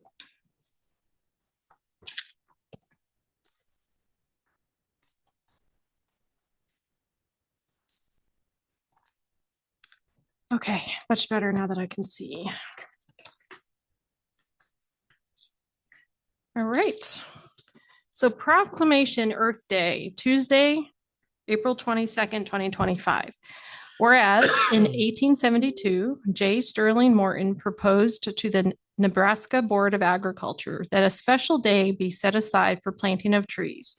And whereas this holiday, called Earth Day, was first observed with the planting of more than 1 million trees in Nebraska. And whereas Earth Day is now observed throughout the nation and the world. And whereas trees can reduce the erosion of our precious topsoil by wind and water, cut heating and cooling costs, moderate the temperature, clean the air, produce life-giving oxygen, and provide habitat for wildlife. And whereas trees are a renewable resource, giving us paper, wood for our homes, fuel for our fires, and countless other wood products. And whereas trees in our city increase property values, enhance economic vitality of business areas, and beautify our community. And whereas trees, wherever they are planted, are a source of joy and spiritual renewal. Now, therefore, be it proclaimed that the mayor and the board of commissioners of the town of Emmitsburg, Maryland, do hereby proclaim April 22nd, 2025 as Earth Day in the town of Emmitsburg. We call upon all citizens and organizations to support efforts to protect our trees and woodlands by planting trees to gladden the heart and promote the well-being of this and future generations, adopted this 7th day of April 2025. Okay. I'm sorry, go ahead. I move to accept the proclamation for Earth Day as a Tuesday, April 22nd, 2025. Okay, thank you. Is there a second? Seconded. Thank you. All in favor, please say aye. Aye. Any against? Okay, motion carries 5-0. All right, last proclamation we have. Consent agenda number 3, approval of proclamation declaring April 2025 Fair Housing Month. Fair Housing Month, April 2025. The mayor and the council of the town of Emmitsburg proclaim April 2025 to be Fair Housing Month. Whereas April 7th, 2025 marks the 57th anniversary of the passage of the Fair Housing Act, which enunciates a national policy of fair housing for all who live in the United States. And whereas the Fair Housing Act prohibits discrimination based on race, color, religion, sex, handicapped, familial status, and national origin. And whereas the state of Maryland additionally prohibits discrimination based on marital status, sexual orientation, and gender identity. And whereas throughout Maryland, this spirit of cooperation is being provided through the efforts of our state, federal, and local governments, and with the support of countless community and nonprofit organizations. And whereas economic stability, community health, and human relations in all communities are improved by diversity and integration. And now, therefore, be it proclaimed that the mayor and the board of commissioners of the town of Emmitsburg, Maryland, do proclaim the month of April 2025 to be Fair Housing Month in Emmitsburg, to establish an inclusive community committed to fair housing and to promote appropriate activities by private and public entities intended to provide or advocate for equal housing opportunities for all residents and prospective residents of Emmitsburg, adopted this 7th day of April 2025. Is there a motion to accept the proclamation? I'll make motion to accept proclamation Fair Housing Month, April 2025 as presented. Thank you. Is there a second? Seconded. Thank you. All in favor, please say aye. Aye. Any against? All right, motion carries 5-0. Thank you, commissioners. With that, I believe we turn to the treasurer's report. Wait a minute. Yes. Yes. So this is the cash activity as of March 26, 2025. Cash balance as of March 1st is $7,806,709. Deposits totaling $231,277. We withdrew $698,381 with an operating balance of $7,339,605. The top 10 checks are there in the middle of the page. The fund breakdown as of 3/26/25 in our general fund, we have 2.09 million. Capital projects is 484,000. Stormwater management, 8,400. Our water fund is in the red, 161,000. ARPA money, 2.13 million. Sewer fund, 2.77 million, for a total of $7,339,605. Any questions? One, Yes, Commissioner Hoover? the water fund. Do I see, as you say, it was in the red, 161, 525. Is that in the red because we're waiting on grant reimbursements? No. It's secular. So your water bills just went out at the end of March. So you essentially didn't bring in much revenue for the water fund for a month, month and a half. So water bills just went out. So then your water revenue will come back. We'll then bring that number closer to less red. But no, we're not waiting on anything Okay. So no grant monies incoming for water. Not right now. for all the water Reimbursement. projects. Not that we're waiting on. Grant money. So your not water reimbursement. clarifier comes out of ARPA. And so that money's, that's not a reimbursement. That just comes straight out of ARPA right now. Any other questions? All right, hearing none. We are moving on. Do we have a planning commission report this month? The only thing we have is, was already announced, but planning commission did approve the comp plan as drafted for its 60-day review. So as stated, we will have hearings on that again. I think it's June 28th, I believe. June 28th. Yeah, it's a 60-day review. It goes to state, county, and for them to review and bring back comments. Then the planning commission will have another public hearing. Okay, Then it'll go to this board. okay. Thank you. That's it. Any questions? Okay, hearing none, we are moving on. For our first agenda item. oof. For consideration, approval of bid for replacement of sewer service lines and cleanouts on DePaul Street. Ms. Willis? Yes, thank you. So as you know, the contractor's been working on DePaul Street, replacing the water lines. As they began replacing the water lines, the sewer lines are in close proximity to the water lines. And we were finding that a lot of the laterals are very old and are in need of repair. And in fact, there are no cleanouts on DePaul Street. So there's no sewer cleanouts. The lateral lines on DePaul Street are extremely old, and the road is torn up now as it is anyway. So the time is right for us to go ahead and replace its 44 sewer laterals and adding sewer cleanouts at the property line on DePaul Street while the road is torn up. This is a big step towards reducing and eliminating the amount of I&I that we do have at the sewer plant. This will look really good to MDE. They'll be very happy with this project. But if it's something that we're going to do, the time is now. So we put out a bid, we advertised it everywhere that we normally do. It was on our website. We posted to the MML classifieds as required. We posted on the e-Maryland marketplace. We also send it to potential contractors that we have used in the past, as well as the current contractor that's doing DePaul Street. Basically, it was, to town is seeking a contractor to replace 44 sanitary sewer service lines from main to the property line and install sewer cleanouts at the property line on DePaul Street.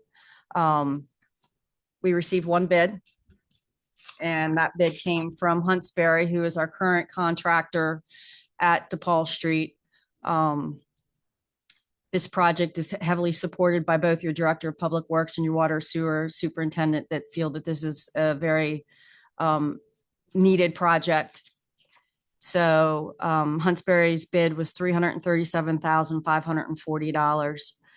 Includes the installation of sewer cleanouts as well as the laterals, as well as cleaning and hauling any debris once the project is complete.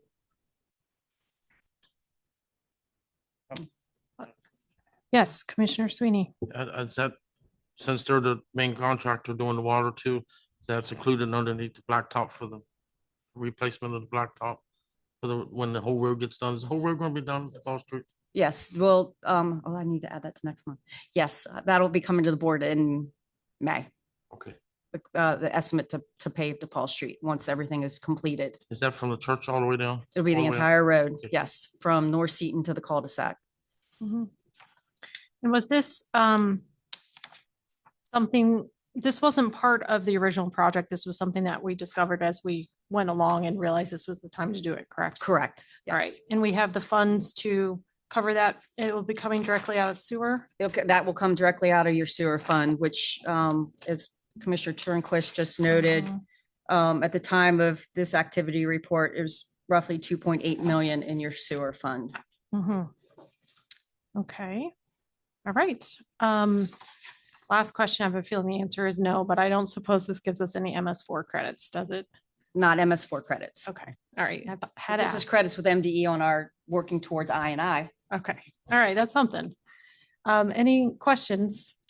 I guess since we only received one bid, did the town engineer review the bid and determine it to be fair and reasonable? Actually, we had, when we first got our estimate, prior to putting out to bid, we had asked Joe Cece's the engineer for DePaul Street Waterline Project, asked him to review the pricing, and he felt the pricing was fair. We also feel that we didn't get any other bids because the contractor's already working there, already has their equipment on site, already has the holes dug. And, you know, it'd be hard for anybody to beat the price of them already. So Huntsberry is doing the current work? Yes, yes. Okay, Yes. makes sense. Okay. Any other questions? Yes, one. Yes. So this only goes to the residential and the town's property line. The laterals will not go beyond that, or they're not going to the house. Correct. So- Right. So the residential portion You're right. is still, The town-owned portion, you'll be replacing the town-owned portion. Right. Yes, that's correct. Any other questions? I do have one. Go for it. How far do we know, since they do not have cleanouts now, we decide where the cleanouts go on the property? Yes, we will. property lines. It's property line. Yeah, I know. I didn't know how far the property lines came out to the, on the Paul Street there. They stopped right at the road. Probably the curb Right. or very close. to Probably it. in that general vicinity. Yeah. I don't know if I would put them in the curb. Well, No. Yeah, be in the No. grass part, all of them will be in the grass. Their lawns or whatever, Right. or driveways or whatever it is. I'm sure they'll try to do it as uniform as possible, but it does depend on property lines. Will there have to be communication with the property owners that this will occur? Yes, absolutely. All right. Any other questions? All right, is there a motion to approve the bid for the replacement of the sewer service lines and cleanouts on DePaul Street? moved. For Huntsberry Brothers in the amount of $337,540. second. So move, okay, so Commissioner Sweeney. Sweeney. So moved, and Commissioner Hoover second. Any further discussion? All in favor, please say aye. Aye. Aye. Any against? Motion carries 5-0. Agenda item number 2 for consideration approval of policy 25-01 park advertising signs policy. Okay. So This policy previously, or will replace previously adopted policy P12-03, which I don't have in front of me. Here, let me pull it up. I'm gonna pull up the 1203 so I can tell you what changed. Okay. Let's see if I can get it.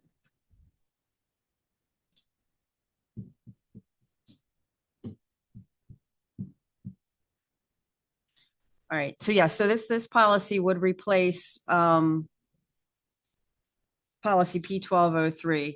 P1203 only dealt with pool advertising.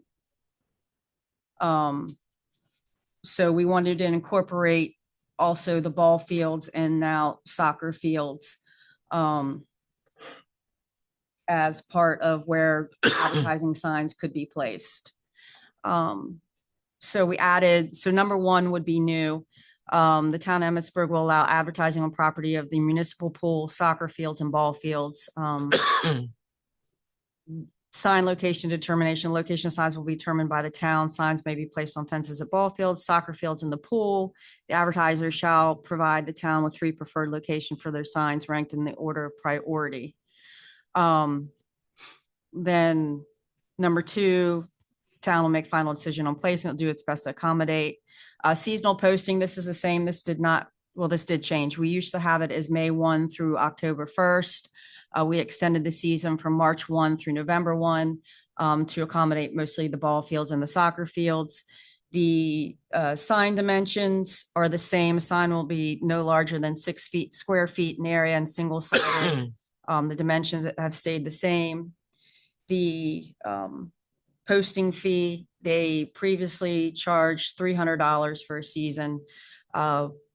The town will charge a seasonal posting fee of $75 per sign for the season at the pool only, to be paid in full no later than April 1st of the upcoming season.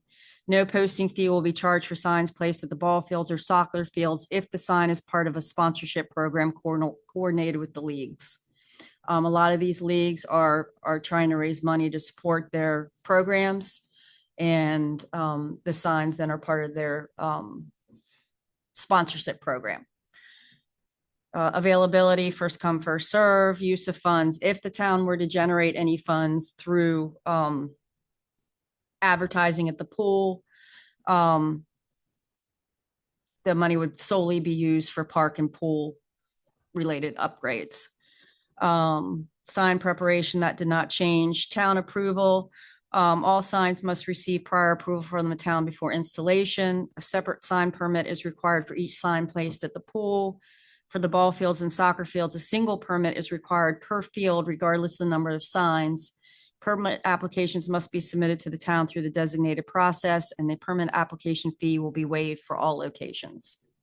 So you're not paying the permit, we just need a permit on file. You're not paying a permit fee, excuse me. That's excluding the pool. So the pool, it would be $75 to post it. So it's not waived for the pool. It's only Correct. waived for the ball fields and soccer fields. Well, Because the yes, pools have a- the permit application fee is waived. For all fields and the pool. Right, because there's a sign permit fee. It's in your ordinance that should be charged with every sign permit. We're saying the sign permit fee will be waived for all. The only thing that you would have to pay for if you're putting a sign at the pool would be for us to post the sign The at the posting pool. fee. Right. So the posting fee. It's and the more like an permit fee- installation fee or something of that regards, So the posting fee and the permit fee, or 2 separate two things. separate things. Yes. But we're not charging any permit fees. Okay.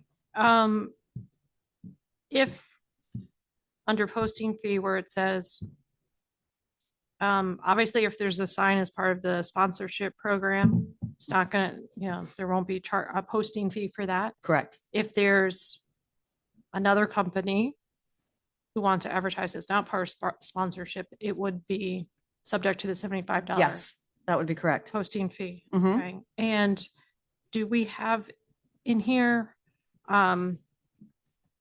where it says down number 9, town approval, all signs must receive prior approval before installation? Does that mean they submit the design with the permit application? Yes. So if you're doing the pool, a picture of the sign would have to be submitted with your application. Okay. I've already met with the soccer club, and what they do is they'll get one permit for their fields. Mhm. And but then any additional signs they need to come in either with the sign and just get an approval from the GIA that says that sign's good to go, to make sure that it's an appropriate sign Mhm. to be put on town property. And do the sponsorship signs follow the same sign dimensions? Yes, They do? absolutely. Are the ones that are up now within 36 inches wide and 24 inches tall in height? Because they believe look so. bigger than that. So I don't want to inadvertently Right. shut them out if they have something that's bigger. Just want to make sure.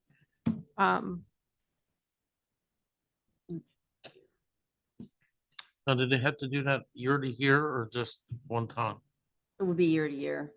I was gonna say, because some of the signs I think are old. It's on the fields now that was there from last year. Maybe on the baseball field signs, I guess. I think if the ones, the ones are already there from the baseball, some of them are really old, aren't they? I think. So who would be responsible of cycling them out after the? It should be up to the leagues to take them. If they're sponsorship signs, then the league should be responsible for taking them down. Should we add that in here somewhere? You can. I think that's, It's a pretty small. it's sign. not the right size. Yeah. No, Yeah. that's a pretty small sign. It's- That can't be right. That's That's what poster I was- paper. It's not the right That's a size. poster board. That's what I was thinking. I need to It's very amend that. Hmm. I have what, let me find it.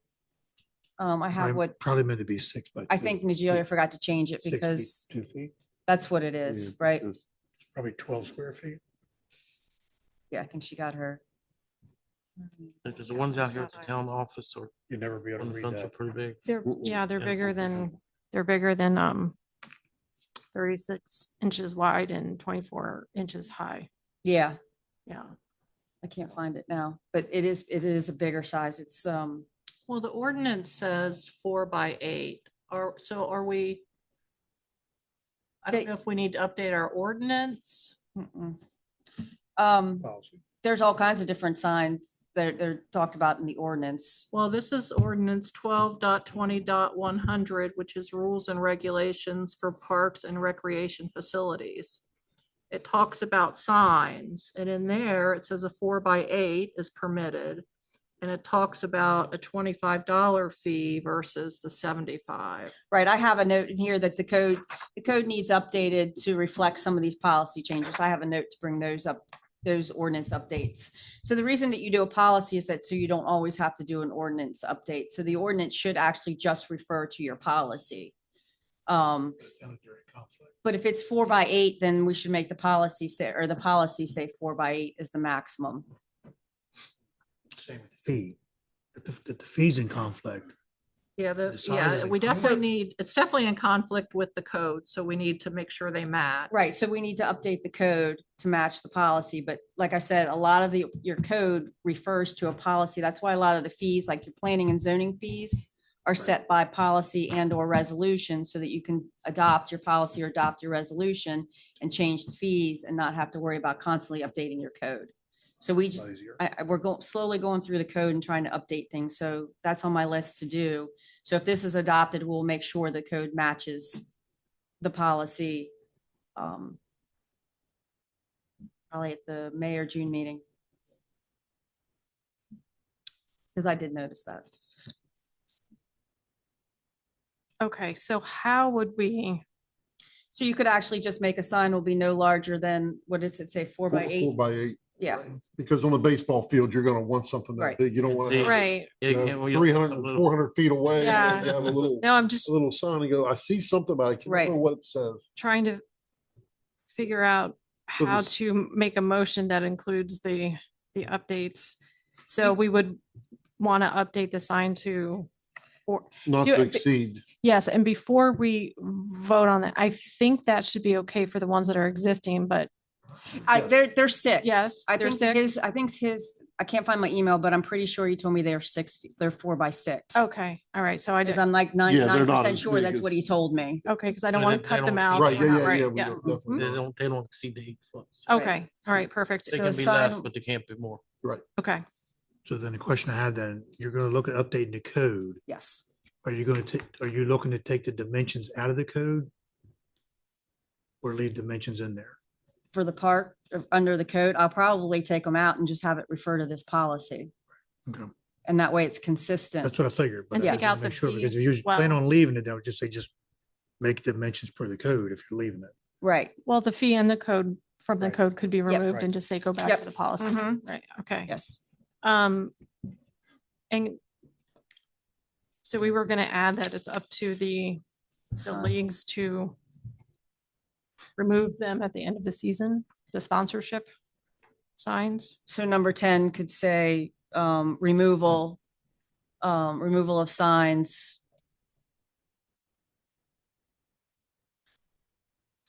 Yeah, removal of signs if it's, By who? The sponsor? It's By the responsibility of the leagues. All responsibility of the signs leagues for sponsorship. Are signs. to be removed. Is there a penalty for not doing it? For not removing them? It's a question. I don't- I say no. You're always going after the juggler. Stop. We could put, Just yours. I don't think you need to put like a penalty in there, Okay. but No, just so Fine. they know who's responsible. Right. And So- then, all signs are to be removed by the leagues. and what about the ones that, Staff will remove the ones at the pool. okay. Or any ones that are not Right. sponsored, I guess. All right. So we're only charging a $75 fee for the pool, correct? No, Yes. And Wait. then is it any sign, like if I want to put a pressure cleaning business Yes, sign, I can put it at the pool? Correct. But not at the ball field, or Wait. I can put it Mhm. on any of those fences? no, I thought the $75 fee would apply to the ball fields if it's not a sponsor. If it's not part of the sponsorship. Not So part of you the wanted to sponsorship. put your pressure, yes. yes, Yes. yes, that's I correct. could put it at the ball field. Right. Yes. But you would pay for it You if would it's have to not pay part for of the the ball. sponsorship. It's not a sponsorship. Because right now, all the signs like on the soccer field and the Little League field, those Season. fees go to the leagues. So if the soccer people say, hey, for $100, we'll post your sign, that $100 goes to the soccer league. It doesn't come to the town. And they're only allowed on the fences and not the little stakes that go into the ground that sometimes we see a lot of in town, only on the fences. Mhm. Yes, And this means like they would name their top 3 locations, but it's up to the town to determine the best placement from the way I'm reading this, correct? Right. Yes. Okay. Oh, does this also include or make allowance for, because I know sometimes the Frederick County Public Libraries sometimes have a banner for the summer reading. I feel like I see that every year. Is that something that we're gonna cut them out from this, or do we make allowances for? no, anybody That's can just a advertise on the fence. Okay, Which they've advertised on the ball field fence before and Okay. the fees waived because it's a county entity. okay, Mhm. all right, just wanted to clarify. So for number 4, the sign dimension, the sign will be no larger than 4 feet by 4 8 by feet. 4 by 8. 4 by 8. feet, 4 feet by 8 feet. Okay. And then number 4, Okay. you're adding number 10. And then I added number 10, removal of signs. All signs are to be removed by the league at the end of the season. Staff will remove signage at pools Or or any leftover signs. any ones that aren't sponsorship, I guess. Wherever Yeah. they may be. I don't need to put that, I actually don't need to put that in there. We'll just leave number 10, all signs are to be removed by the leagues at the end of the season. Mhm. Okay. All right. Any questions, comments? Okay. All right, is there, oh my goodness, how do we even wrap this up into a motion since You we, got it. So we're only doing 4, we're making an amendment there, and we're adding number 10. Correct. Everything else stays the same. Mhm. All right, I'll make a motion that we accept policy number P25-01, Town of Emmitsburg Park Advertising Signs Policy as amended with item number 4, the dimensions of the sign shall be 4 feet by 8 feet. And the in creation of item number 10, statement that removal of the signs shall be done by the league at the end of the season. Thank you. Is there a second? Seconded. Thank you. Any further discussion? Hearing none, all in favor, please say aye. Aye. Any against? Motion carries 5-0. Right.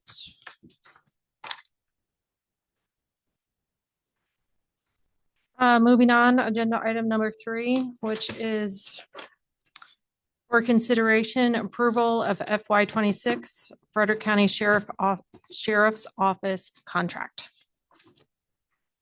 So from the included letter to Mayor Davis, it looks as if the contract is for 2026 is going up by 8.89%, which is 8.89% higher than the previous contract cost. The increase is due to several factors, including an expected 3% increase in uniformed law enforcement pay scale, a step increase for each deputy, associated fringe benefit costs, and an increase in cleaning allowance. What is a cleaning allowance? What are they cleaning? For uniforms. Their uniforms. Okay. All right. So I also saw, I just have a quick question, Ms. Willets, before I turn it over to the other council members. That basically it says, I know last year it was over 10%. It was closer. What was it? Something even higher, Last like year 30% was or something? 18. I want to say 18 Was 20, higher. something like that. So, I can figure it out.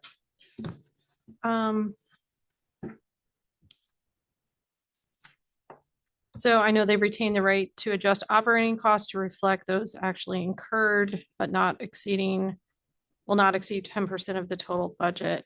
So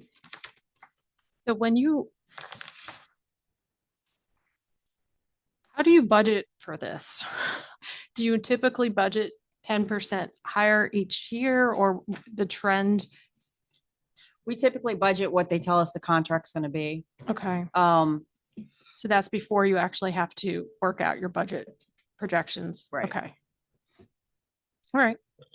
I think the reason it was so high last year, it was a contract year and it was a negotiation with the unions.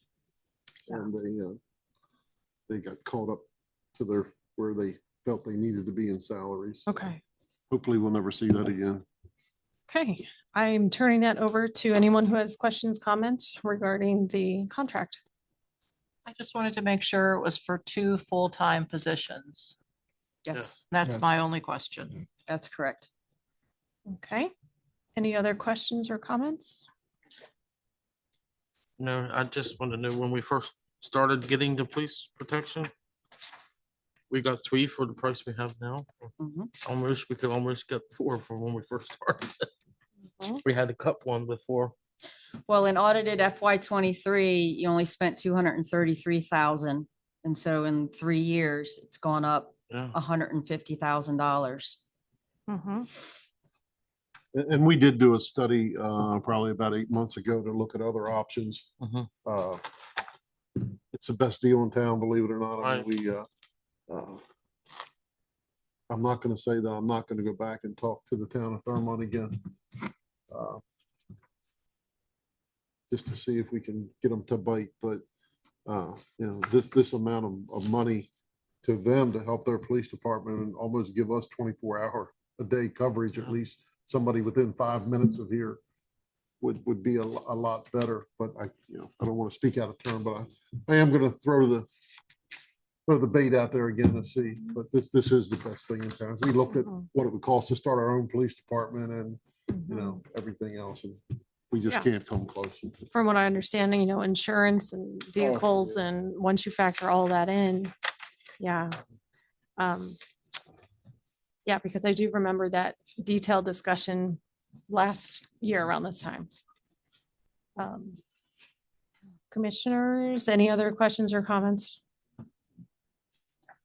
And if there's none, is there a motion to approve the FY 26 Frederick County Sheriff's Office contract as presented? So moved. Oh, we got a tie. So I'll put, Commissioner Hoover and I'll second. Commissioner Turnquist as second. Any other questions or comments? All right, hearing none. All in favor, please say aye.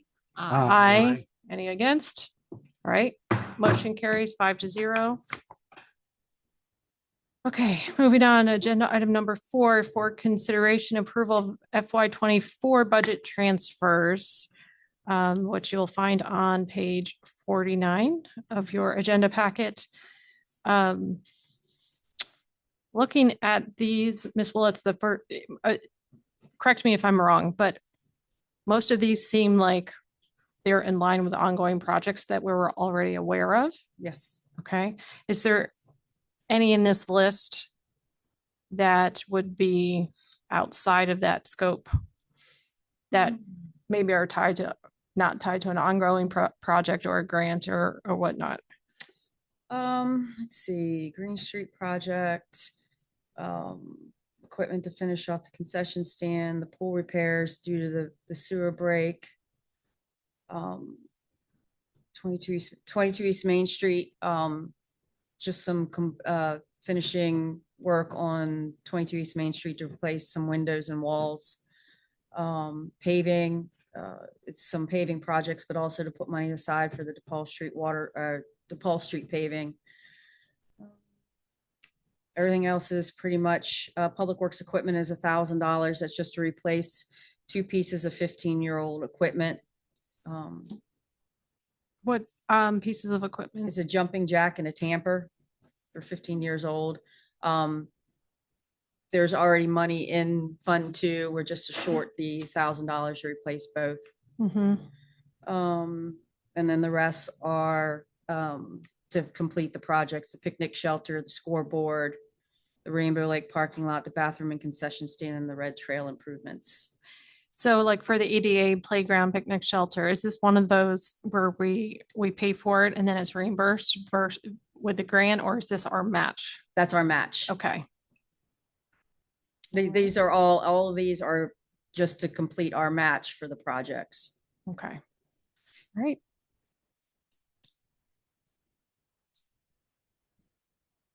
And park buildings, that has to do with the concession stand. Concession stand. Mhm. Okay. Equipment for concession. What is the equipment for concession stand? All the goodness That's inside? to outfit the concession stand with countertops, refrigerator, hot dog machine, All the guts. popcorn, nacho cheese, Nacho cheese. I have a suggestion. some other things. Some of them you will need to get because Well, they're not being they've already used. been ordered. Oh, Yes, everything's been ordered. It should Refrigerator be coming too? in. I don't know about the refrigerator. because that's all. It was for the changing tables. No. We Okay. needed to put 2 changing tables in That's there, right. and I believe for the locks, the combination locks, Okay. to complete everything. Okay. All right. Any questions? Yes, Commissioner Turnquist. I wanted to clarify. So the first column that says cost is the amount you want to transfer Correct. for that item. Yes. And then the last column, would This that is- be the new balance? That's me how I tally it down to make sure. So your top number is your $429,657. That was the amount that was left over in your FY 24 budget between your revenue and expenses. And most of that is 317,000 of that was just $327,523 was additional revenues that came in that were not budgeted for. A lot of times when we estimate revenues, we are on the cautious side and based off the information that we have. I mean, your largest thing was $152,000 more in interest that was not included in the budget. Yeah, I think in past years, when we were transferring money into SIP for projects like paving, you provided what the new balance would be in SIP, because obviously we have money probably left Right. over from prior years. Mhm. So this doesn't tell us what the SIP balance will be Right. for that particular line item. Because it fluctuates. I have a balance as of March 30th of what those line items would be. And then, you know, in the past, we've talked about, instead of itemizing this per project, maybe putting a lump sum of the money into an emergency fund. Or also being able to transfer money from that fund balance to a specific project when it comes up for approval. So is the 429 and change, everything that's left over? From the general fund, yes. General fund. Mhm. And these are all ongoing projects that the But- board has already approved most of these projects anyway, that this money to complete them. But wouldn't that already be allocated then? Not this money. This is extra money. But what about like the Red Trail improvements? Isn't the Red Trail done? Was yeah, we're missing just about, but we're short $3,000 on our cash match.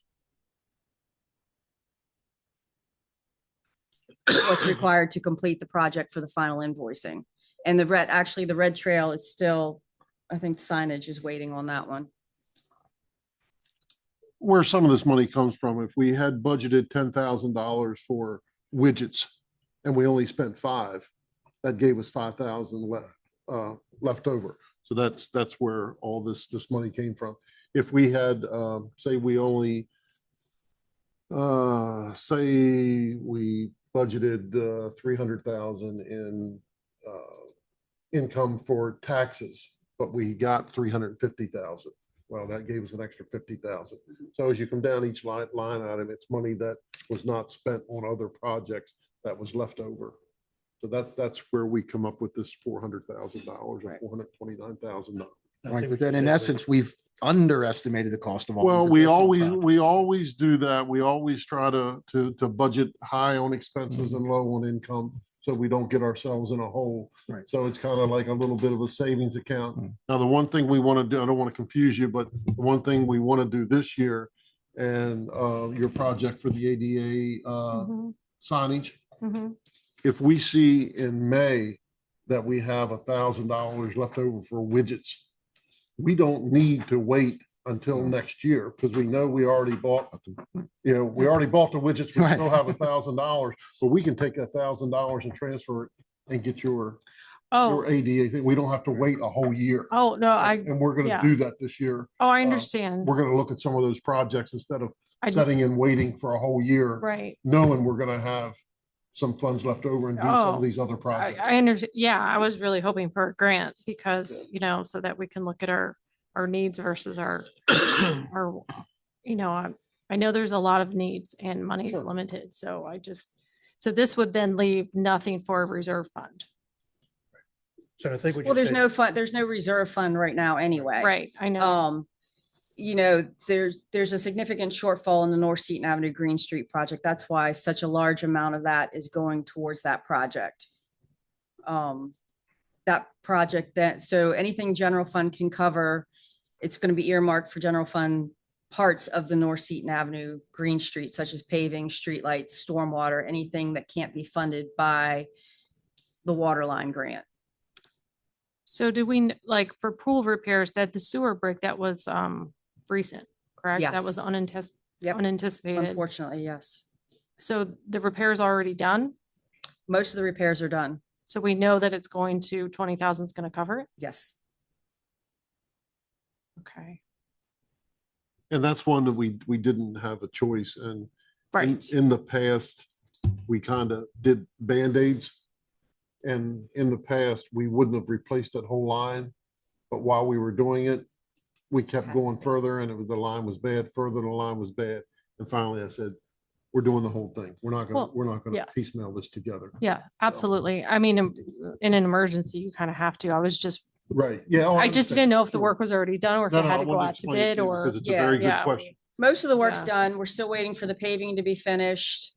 And the concrete work is about done, and then the installation of new toilets. Okay. That sewer line looked almost as Mm. bad as the Paul Street water line. Mhm. Right. Okay. But so the red trail improvements aren't then done. We're still. Well, waiting on- yeah, now that you mentioned it, I think Maddie's last email said the trail improvements are done. The last pending part of the grant was the signage. And then she can submit everything. And the signage will cost $3,000. It's actually, I don't remember how much she told me, but it's $3,000 to complete the project and so that the town has its match. So what we do is we take, so your total, I don't remember what that project costs. Just say it's $100,000. And invoices have all come in for the most part. We've got one more pending invoice. And it's trying to reconcile, this grant agency will pay this percentage, this is your cash match, to make sure all the invoices are paid, what's the amount you're going to be reimbursed, and what then was left over is what the town has to come up with. Mhm. That project is easy because nothing, invoice didn't change, there were no change orders, there was nothing that needed to change. So that line item was very easy because it was straightforward. Your concession stand, that one's been a little bit more difficult because there's been change orders and unforeseen circumstances that. I think and I don't know if this is what you had in mind, Commissioner Turnquist, but it balances to zero. So we would literally have not one penny left over. No, that's my fault. I should have never included that. That's my calculation so that I can balance it out to know that I accounted for every penny of the excess. So when I snippeted it, I shouldn't have put that column in there because I see how that's confusing. That's my accounting, so I know. I don't think it's so much as confusion as just more what was said, we talked about or before was Right. having that emergency fund money. Right. This, But you don't have an emergency fund. You have to create one. well, that's the kind of the point. Right. But that's so having that emergency fund, so just when and if that happens. And so this is basically that money you would be able to use some or all of it, whatever you want to look at. But I don't know how to prioritize these. But you do, I mean, I think you said if you look at your general 357. fund, you do have 2 million in your general fund. So I'm not sure I understand what But the general fund should be your rainy, allocated, your general fund money should be already allocated to something. most of it, yes. Yeah, so you don't have 200. Some of it's reserve funds. Yes, Mhm. your CIP and stuff like that for projects or what have you, operating monies and what. So if something would happen, you had a disaster of some sort. Right. That's the emergency fund. So before we Right. start doing that, the board has to do a code change and create it and set the parameters around your rainy day fund or your reserve fund, which we don't have in place right now. Well, and another good thing would be to let us know what you would like to put in there every year. Money. Yeah, but give us an idea of what you want to put in, and then we could take that right off the top next year. Yeah, as I And said, say, okay, we're committing $100,000, but tell us what you want to put in and how you want to start building that fund, and we can make that happen. Well, I that's mean, easy. I agree. And like I said, when we talked about it before, just mentioned before, it's not that we got to start it today or tomorrow or whatever, but it is something that. Well, we For should. me, We should for me, start it. concerns that somehow, some way, there has to be that at the end of the year. My past practice anyways, been, whatever, and that was just counting the way the state forced you to do it. Whatever was left went to that fund balance. That was the name of the pot, fund balance. And you could use that money, you can spend that money. We spent it more than once, some of it.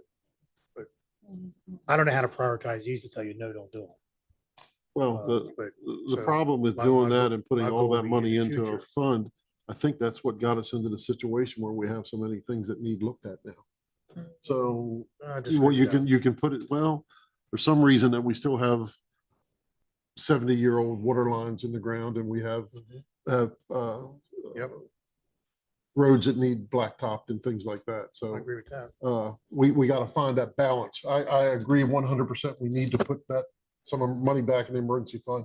We can't put it all back for something that may never happen. Well, as I said, I don't know how to prioritize these to tell you, oh, don't do these. But So I'm not telling you don't do it, but I've seen. I'll repeat what I said, and what the commissioner, I think it's something we ought to need to look at, and I don't have a problem with, looking at it to say, how do we establish and what do we establish? What is it? That's something I think there ought to be a discussion about sooner rather than later, but it don't have to be today or tomorrow, it don't have to be the next 6 months, but something to.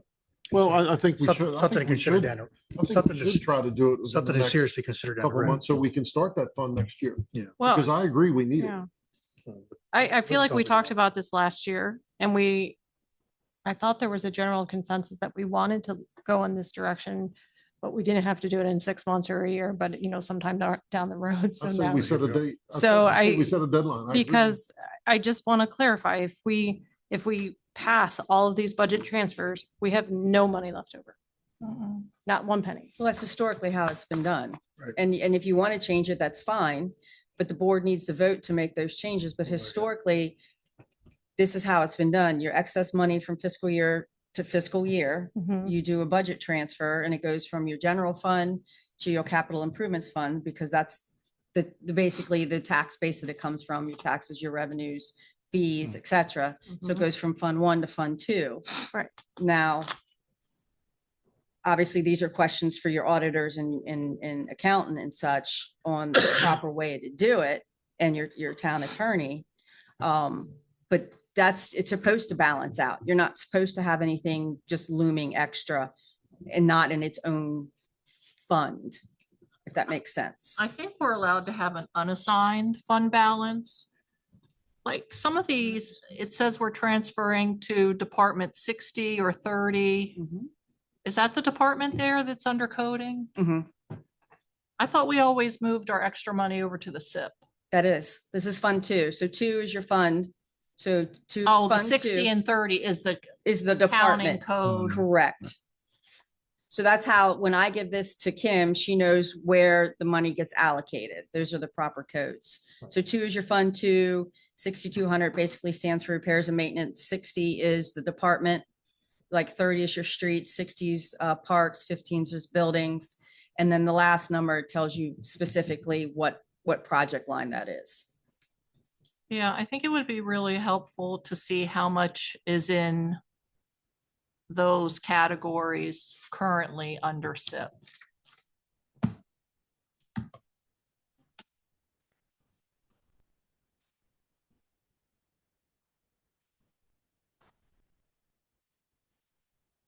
Which I have not done that in the past. Normally, it's just the project name, the amount, and the coding. But it's certainly something I can do in the future. So right now, Like how much is in paving? paving, if 385 before or after you make the transfer. before the transfer. Paving, before the transfer, there's 90,940 on it. And of that amount, you'll get the bids for paving for DePaul Street, but paving for DePaul Street was 133,000. Plus we have other things that we need to, on the radar, East Lincoln Avenue, East and West North Ave, Community Park Road, the sidewalk at the ball field over here is, tripping hazard. It's terrible. It's going to be done. Waycross Court, Adams Court, Heritage Lane. So we have a whole list, but right now there's 90,000. If you move the 114 into it, that's 205,000 in your paving budget. And as I said, DePaul Street will cut away at that by over half. And DePaul Street has to be done.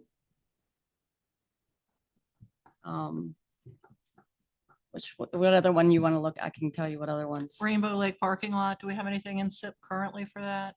So right now, we have not received any reimbursements on the Rainbow Lake parking lot.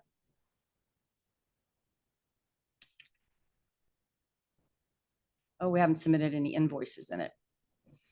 So Do we have a budget for that line item? we had 18,913 in there. If the budget transfer is approved, you'll have 38,570. So when we approve that, our match under the grants sheet, I think is less than that amount.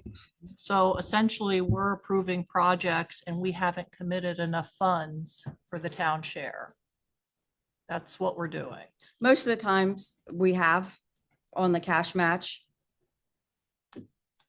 They usually part of the budget is I ask for that amount when we do Fund 2. So when your next FY26 budget comes along, you're going to approve a cash match if the money's not there. What did I ask for? Timberlake parking lot.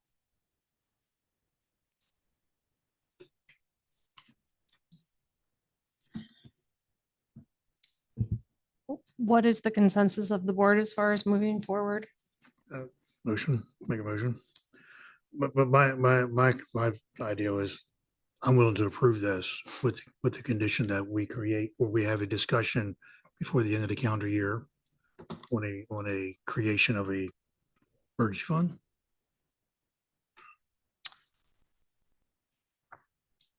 I mean, by December. The calendar year, yes. Um, Will you make the motion? I would. Does that give enough time to budget? If this happens in December?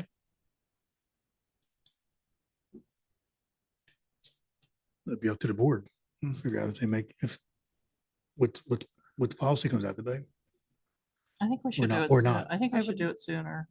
Yeah. December's a long way away. You can do it sooner. I'm just saying no later than. The year's half gone by then. Let's say Yeah. no later than June, Mhm. July.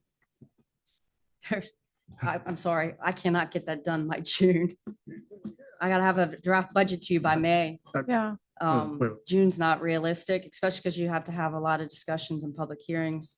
So I if think we- you gotta wait till after you get your budget approved. so we're gonna approve our budget with no idea if we're going to establish an emergency fund. So if anything, it's gonna be pushed back another year. Not necessarily, you can make changes mid-year. But when we budget, where are you gonna take that money from then? You can move it, you can move anything in Fund 2 in between line items in Fund 2. I mean, first and foremost, you need to talk to your auditors, or I need to talk to our auditors and legal counsel to see how you even approach this. Because I don't know. Okay, so what is the motion? I'm gonna make a motion. I'm gonna make a motion to accept agenda item number 4 because for approval of FY24 budget transfers with the condition the town staff schedule with the council an agenda item to discuss the creation of an emergency/rainy day fund no later than December 2025. Is there a second? I'll second. Any further discussion or questions? I would just add to that motion, not only the rainy day fund, but a fund balance where we could just keep funds and move them when needed. Because they're two different things. So we're adding on the rainy day fund and an emergency fund by December of 2025. I'm calling it the same thing. It's all one fund. The way I got That's it. one. And in addition to that, the creation of a fund balance, unassigned fund balance, which is different than emergencies. Okay. I'm not quite sure which, I'm sorry. No, go for it. Discussion, but I'm not sure what you mean by the.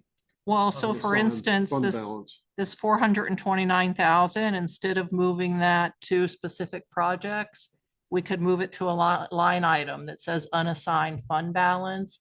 And then you pull out of that unassigned fund balance as you need the money. Right. So in case you wanted to, buy a truck instead of renovating the garage. You can already do that in Fund 2 with board approval. I could bring to you that, so say there's 100,000 in paving and you want to move it to the Green Street project. The board can do that now through an approval. Just because you say, I don't know, just because you say you're going to put $114,000 in paving and then next month you see you need $100,000 in, I don't know, your buildings or something else, the board can make that change within Fund 2. Mhm. It's not restricted. I think. Now, I can't move money between line items without board approval in Fund 2.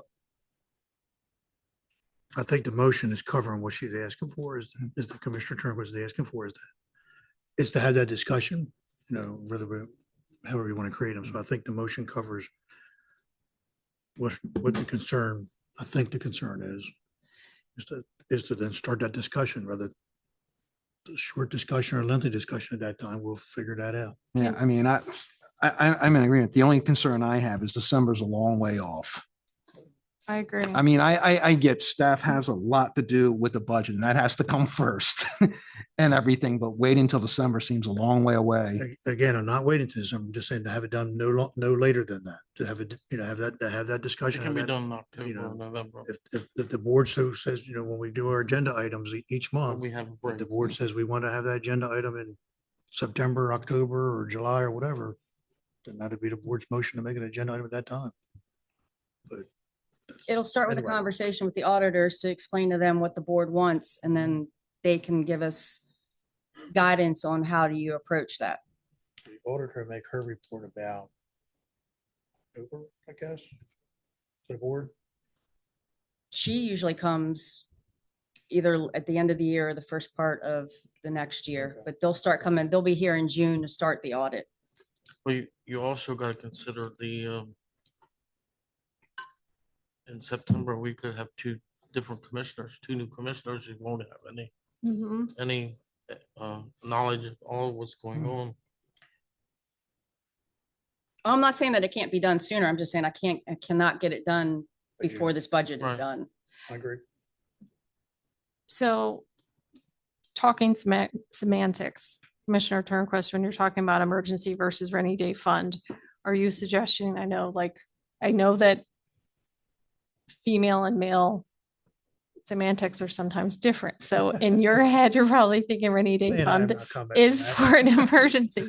But let me just clarify, when you say emergency, do you mean dedicated for an actual like natural disaster event? Is that what you mean by emergency? I don't think we'd have to qualify it as a natural disaster, but just to have a pot of money in case there's something happens that we determine is an emergency. Okay. Yeah, All right. an unplanned cost. There you go. It's like- Okay, yeah, so yeah, I it's like an- saying The the rainy same day fund typically comes under an unplanned cost. You didn't Yes. plan for it, something come up, you need to do it. Where if you have Right. an unallocated fund, that's just extra money, say projects came in lower than expected and you're tuning that money, that could be used for whatever you deem. Didn't we have that before? Yes. Didn't we have an enterprise fund before? Not called it an not an enterprise. enterprise fund, no. What you called We it, called it rainy day, but I It- thought it- it was enterprise fund, but the- we put money back the when we technical went name, broke and didn't right. have any money. and the governmental technical name of it then was fund balance. Yeah. That's what it was. But that's what it was, and yes, that money could have been allocated for what the town deemed as an emergency. Right. It could also be spent on something, you wanted to do work on the pool. You could transfer money out of there with a council vote. The way that fund balance was done. Now, the auditor would be very familiar with it if we talk to her, but the way they done it then, the way they do it now, or whatever, being different. I don't, whatever they've changed or what have you from government accounting, but So when we do this, I it'd be just- nice to have I'm just trying to get to the the discussion. auditor sometime here and down the also road. the lawyer, our lawyer, town lawyer, everybody in the same room for just that meeting, for just that thing. Correct. So we do have a motion on the floor, which is to approve Approve the budget transfers as requested with the condition for town staff to schedule with the board an agenda item to discuss the creation of an emergency/rainy day fund no later than December of 2025. That is the motion. that is the motion. Let's bring it to vote. I mean, there can always be another motion. So let's determine where to go from here. Are there any further discussions before we bring this one to vote? Okay, so if you're in, is there did you already second Yes. Commissioner Sweeney? I'm so sorry. Okay.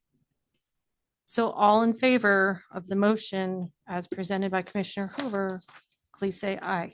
I, Aye. Aye. Any Aye. nays? Any against? Did you say aye? Yeah, I said aye. I'm sorry, I didn't hear you. So no one's against, okay, motion carries 5-0. And by August or September, we should be able to give you a rough idea of what that number will look like out of last year's budget, whether it'll be another $400,000, and it'll give you all an idea of what you might want to consider putting back or start to put back for that fund. Because remember, this is from last year's budget, so we'll get you a number as quick as we can to give you an idea of what it's going to be. Yep, thank you. It would be nice to keep that in mind as we're looking at budget. So thank you. Agenda, okay, so it's 9:15. We still have no, 2 more to go, and they're very big. Hopefully they shouldn't be, but We could get through 5 quickly. okay. Sorry to interrupt. So no, I'm just trying to gauge the consensus of the board. 6 would be longer because it's a discussion. Okay, so moving. Is there a consensus of the board that we want to move forward with number 5 and not postpone? Yes? Yes. All right, that was 2. I need. That's good. 2. Was that a yes? Yes, yes. All right, so We're here, that's let's 3. go. Let's finish. All right, all right, well, we'll see. I think For it's make it short. discussion, for consideration and approval of ordinance 25-04 water and sewer connection fees. So at the last meeting, the board left off with the only requested change was to put the chart in alphabetical order. So the chart is now in alphabetical order. There was no other direction or questions since then. I agree. I have 2 suggestions, maybe. I'll make it quick.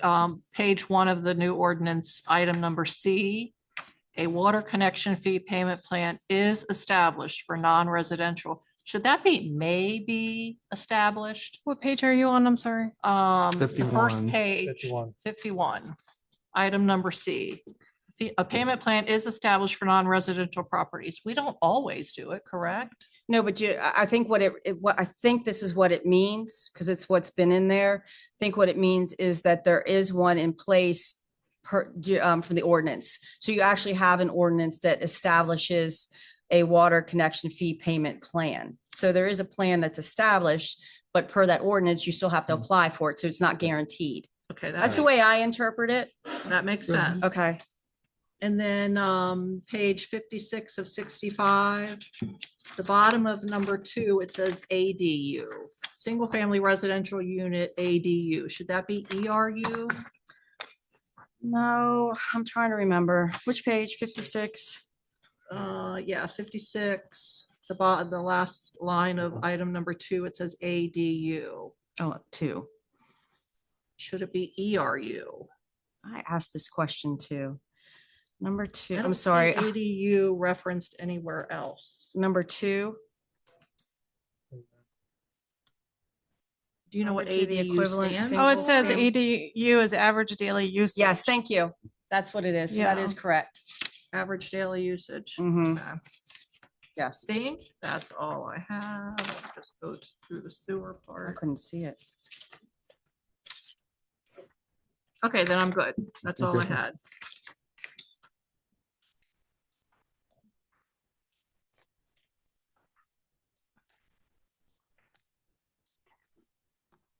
So I was not here at the last one. So this is, the consensus was that all the different categories was what we would be considering as part of the, Yes. okay. And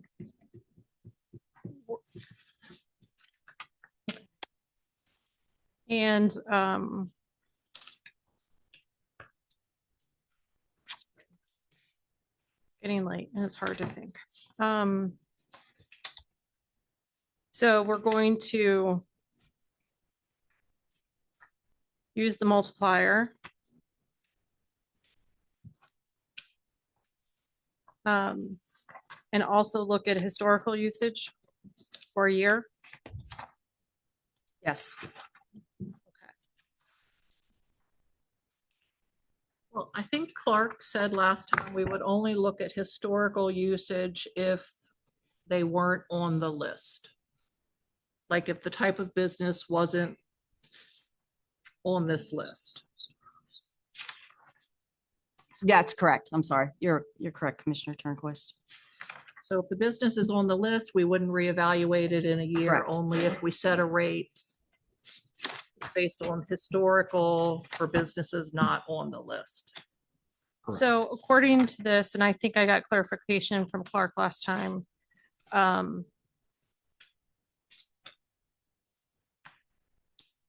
It looks like, oh, wait a minute though. It's based on historical.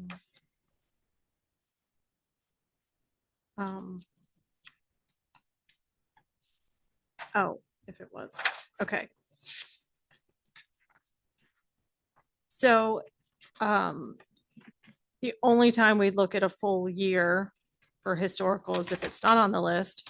And in that case, it can only go up, not down, is what he Correct. said. Right. If it's points. So yeah, so number, 6 or more. number 3 on page 56, it says if the number of ERUs was based on historical or estimated water usage, then you'll review it. Okay. And then it says if the number on the of ERU calculation based on water is at least 0.6 ERUs greater than the initial, then they're responsible for paying more. Okay. All right. Any questions or comments? Discussion? Commissioner Hagan, you look like you're in deep thought, so, No, but I'm good with this one. okay. Anyone else? All right, is there a motion? I'll make a motion to amend the Title 13 of the Code of Emmitsburg for public service ordinance. Thank you. Is there a second? A second. Okay, any further discussion? Hearing none. All in favor, please say aye. Aye. Aye. Aye. Any against? Motion carries 5-0.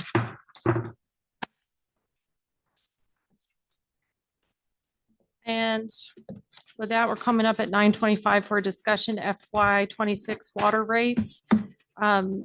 Although based on a previous conversation, Commissioner Hoover, I think you had an initial recommendation that you wanted to consider for water rates. Well, my previous recommendation and suggestion to the, I don't know how long ago it's been now, it's been quite a while, but was to not have an increase, period.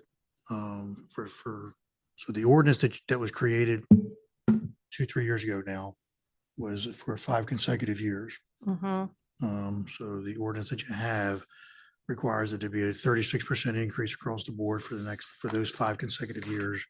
And thereafter, it's 3% a year. My recommendation a few months back, whatever it was to not have a raise this year beginning in July 1 or the first billing cycle of that. And for all future years, if there is for the town council to review sewer and water rates annually and take an action annually to increase, decrease, or leave water alone, water and sewer alone, the same way we look at taxes.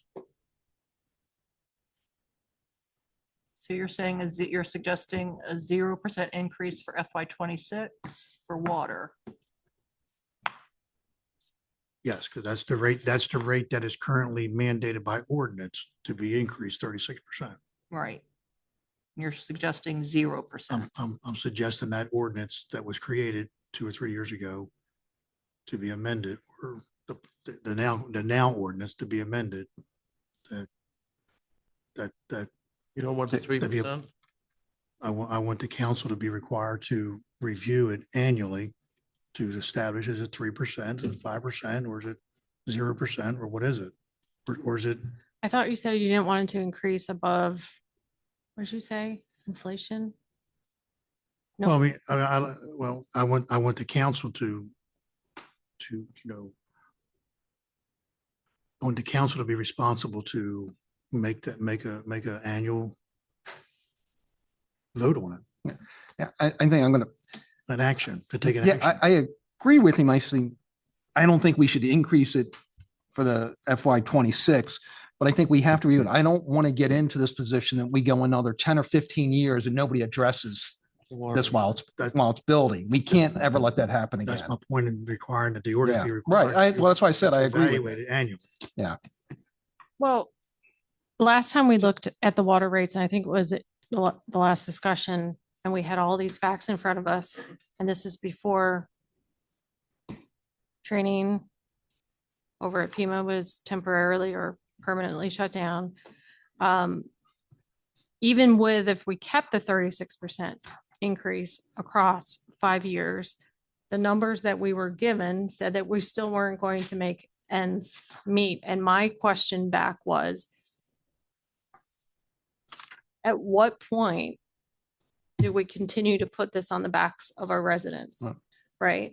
So, and I think that was part of the discussion as far as development and growth. Like, it's obvious we're going to need development and growth in order to continue to bring in revenue, especially if we have other businesses that are exiting. Because if we continue with the 36% for 5 years, realistically, that's a lot to put back on our residents in a current state where everything's going up. If we're not going to ever be where we need to be, even after 5 years, I don't think it's ethical to put that on the backs of our residents. Obviously, we're going to need to look at other ways to bring that money in. So the only thing is, though, the way that your proposal stands, it sounds like we could come back and say, yeah, let's jack it up another 36%. So I'm not trying to get the award for the highest water rate increase in American history, which I think we've already won that. But May I interject just real quick? You may. So if you leave, since I'm in the middle of the draft budget, so if you leave your water rates the same, you don't raise anything in FY 26, you keep them right where you are right now. Mhm. So that roughly brings in 840,000 in utility charges. Roughly. It's just saying everything stays the same. Not just water. You said you. No, I'm talking water, Okay. water only. 840,000 in utility charges. Your proposed expenses in FY 26 for water are 849,000. So you're starting out $49,000 in the hole. If, What you said, 840 for next year and 849. correct. So So your revenue would be, oh, so 9,000, sorry, 9,000 in the hole. If you do your 36% and say everything stays the same, it is taking into consideration, what do we decide, Mayor, half the year of FEMA not being present? We took that into consideration. I don't know that that's going to happen, but trying to be cautious because that's what we like to do. Of course, the screen goes blank. If you keep your 36% increase, your revenue for water is about 1.1 million. So you mean an additional 36% If for you, next if you year? follow the current ordinance that you have Mhm. and you take the 36% in FY 26, Mhm. you bring your revenue to about 1.1 million. Again, these are estimated. It's a draft budget. right. This is Right. what we're looking at so far. And then with expenses roughly 849,000, that leaves you 434,000 in excess. So you are able to- 434 in the black if we were to continue with the. correct. Okay, because the numbers that you gave me last time did not show that. Well, I And didn't I'm have this sorry, I'm year's getting bud- upset because. I didn't have this year's budget So last time. the last discussion we had 5-10 years out, we were not in the black yet. Well, you still won't be. This is just bringing us out of the black for day-to-day operation. Correct. It doesn't cover any of our line replacements Correct. or, Correct. so this just brings us Correct. out of the red for day-to-day It- water production. Correct. It doesn't take into So it doesn't take consideration. in, so we still don't have the projects covered. So then I pose the question to the council. At what point does water become too expensive for our residents? Here we are saying, no, we can't increase rent We can't, don't increase parking, don't increase this because our residents can't handle it. And the fact of the matter is, we've already raised it 36%. And then we took that total and added another 36%. And now we're looking at taking that total and adding another 36%. And that's not even considering overages. The overages is where it gets to be discrepant. Well, Okay. Commissioner, we can't go back in time. This was created because we hadn't raised rates in 20 years. So we're Correct. not going to correct it by not raising rates this year. We're not, We just can't correct it. There's no other way to correct it. We have no developments that are ready to break ground. We don't have anybody knocking on our door. We don't have a magic wand that we can wave to say, hey, we don't have Fraley in the wings. But, well, it's Because nothing. We don't know that. Yeah, So but using Fraley, You're still talking 5 years out if they came tomorrow and said, hey, we're Correct. going full speed ahead. So what do we do for the next 5 years if we're operating in the red? But even if they came in tomorrow and they built it in 1 year, hypothetically, of course, you're going to increase your revenue, but you're going to increase your cost as well. So that's what you're bringing, but with a bunch of residential development. so where does that leave us? Are we left in a position where our residents can't afford to live here because of water? And then if we bring in development and increase costs, and that's not going to help. So what will help if Frederick County takes us over? No, to me, this 36% increase this year will bring us to where we're starting to show a positive. And it amounts to the normal user about 25 cents a day. Those numbers are misleading when you look at overages respectively. A family of four living in Northgate, their utility bills on an average for a day, which is water, sewer, garbage, and stormwater management, is about $2.40 a day. And our citizens are complaining. We are not getting any phone calls from anybody complaining about their water rates. The only complaints we're getting is from the council here. And we shouldn't be complaining at us. We should be complaining to the council members 20 years ago that did nothing. I disagree. This I is have our heard problem and we got to complaints. fix it and I we're have- going to look like the bad guy. No, I mean, okay. We can't keep, So are we you, can't approve a budget this year that says our water fund is going to operate in the red. That's by law, we have to have a balanced budget. And we can't, why would we ever want to based start on out the and say we're gonna information be that we were in the red? given originally, when we had this discussion, we're looking at the numbers and we're like, we're never going to be ahead. Never. We're not going to be ahead the way it stands right now. Unless something else comes, but we don't want to do our normal, so we put off replacing a water line or what have you. Hopefully, we're going to get some grants. Hopefully, we're going to get some growth. But our day-to-day water operations, we just can't approve a budget that has us in the red. It's just, I don't think we can by law. And I think that would be one of the dumbest things we could possibly ever do. Approve a budget that we start out in the red. And I'm not blaming anybody here at the table because it's not our fault. We've got the problem to fix, but here again, we can't kick it down the road. We have to do something to at least get us back to normal, to get us back to where we say, hey, we have a little bit extra in case we have a major water line break. We're not even considering that. And I'll tell you what, the lines on the far end of West Main Street and Old Town Emmitsburg, as I call it, those things could go any minute, any minute. We're playing Russian roulette every day, every day. And you saw what the pictures look like for DePaul Street, and I made those public. I had to make them public because we were hearing from people about, the construction. And I go, this is why it's construction. And then they went, oh my, okay, we get it now. But we got to do it. Commissioners, you heard the proposal from Commissioner Hoover, looking for input, feedback from the rest of the council. I want to say that my water bill for the past 2 fiscal years, 2 increases, is up 105%. Because it was only, as we know, it was only 36% if you use less than 6,000 gallons. the businesses, their rates went up a lot more than 105%, and they were able to come to the town office to get their rates reduced. But the residents had no reduction.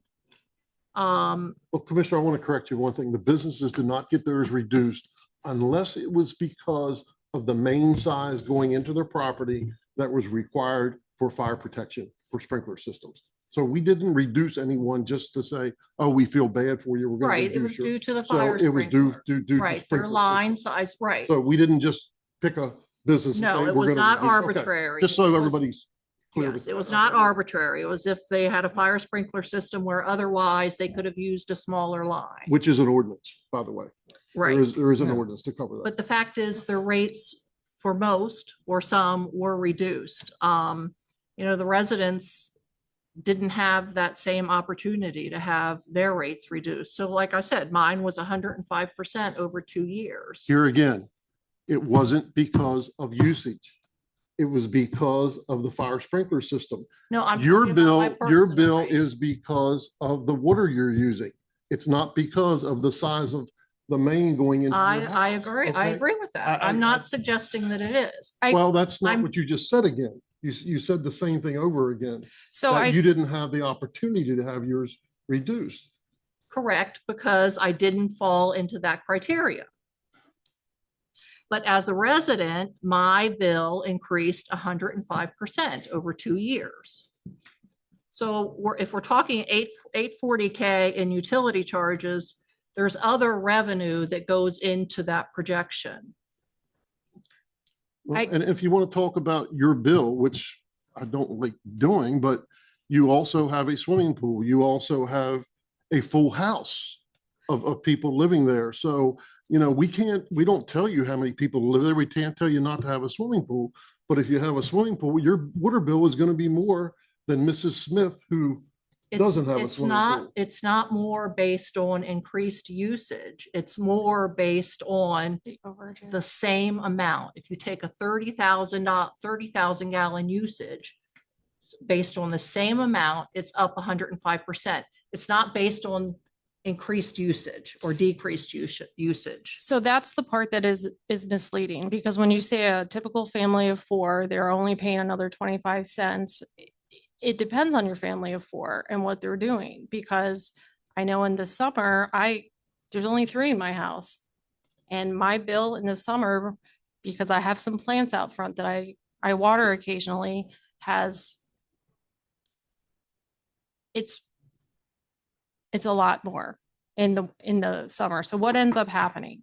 So when the water costs more, when you go over that minimum and you start looking at overages, what do? We start conserving water.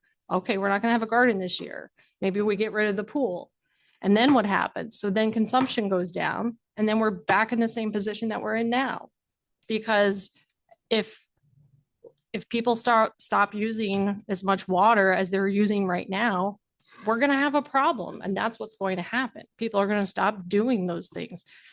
So yes, I see your point, but I also don't think we realize the repercussions of the amount that goes up. You hit a point where you can't afford the water. So you stop doing things, consumption goes down, we get into this cycle. So I don't know what the solution is, but The only thing I can tell you is you can't live without water, and you can live without stopping at Dunkin' Donuts every day, or you can live without having 7 cell phones. You can live without other things. You cannot live without water. I Bottom understand line. that. You've got to understand that. learn how to do your own budget, set your own priorities. We can't do that for you. And I'm not saying you, I'm saying for the people. We cannot do Agreed, that. but 50% of our population is at or below the Alice line. Not There my is no, problem. Not my problem, Kevin. Not my problem. My problem is I have a water plant to run, and you can't start me in the red from the very beginning of the new fiscal year. You just can't do it and expect me to make it through. You can't do it.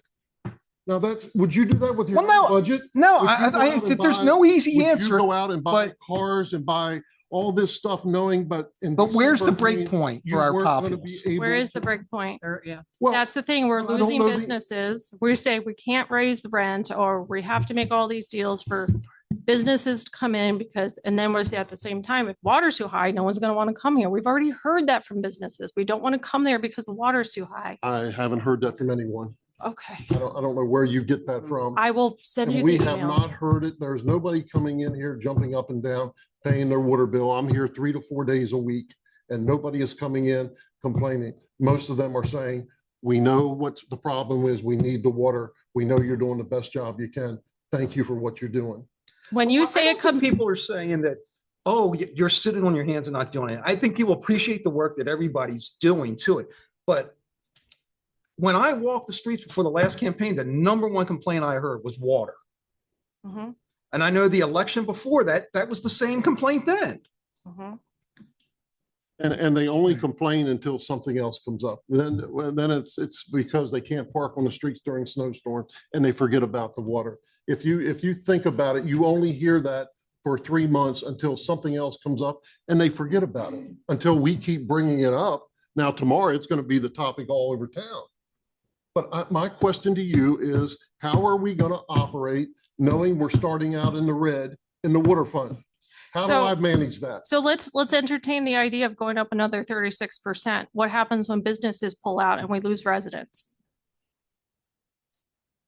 And you say it comes down to budgeting, but really what it comes down to is consumption. So When- you're at, no, please let me finish. So when you're asking people to budget accordingly, and maybe the only thing they use right now for water, like for me, I am a luxury position where I had a small garden. We're not having a vegetable garden. We're not doing any of that this year because we have to be realistic about inflation everywhere, regardless of water costs. But there are some people who are using the bare minimum for what they need. No garden, no pool, no sprinkler for the kids. They're still going to go over the minimum, which is then when you get into the overages is where you start to see the discrepancy, where it's not going to be 25 cents a day. So, well, 3 years ago, you told me that we'll find other ways to fund the water fund. Mhm.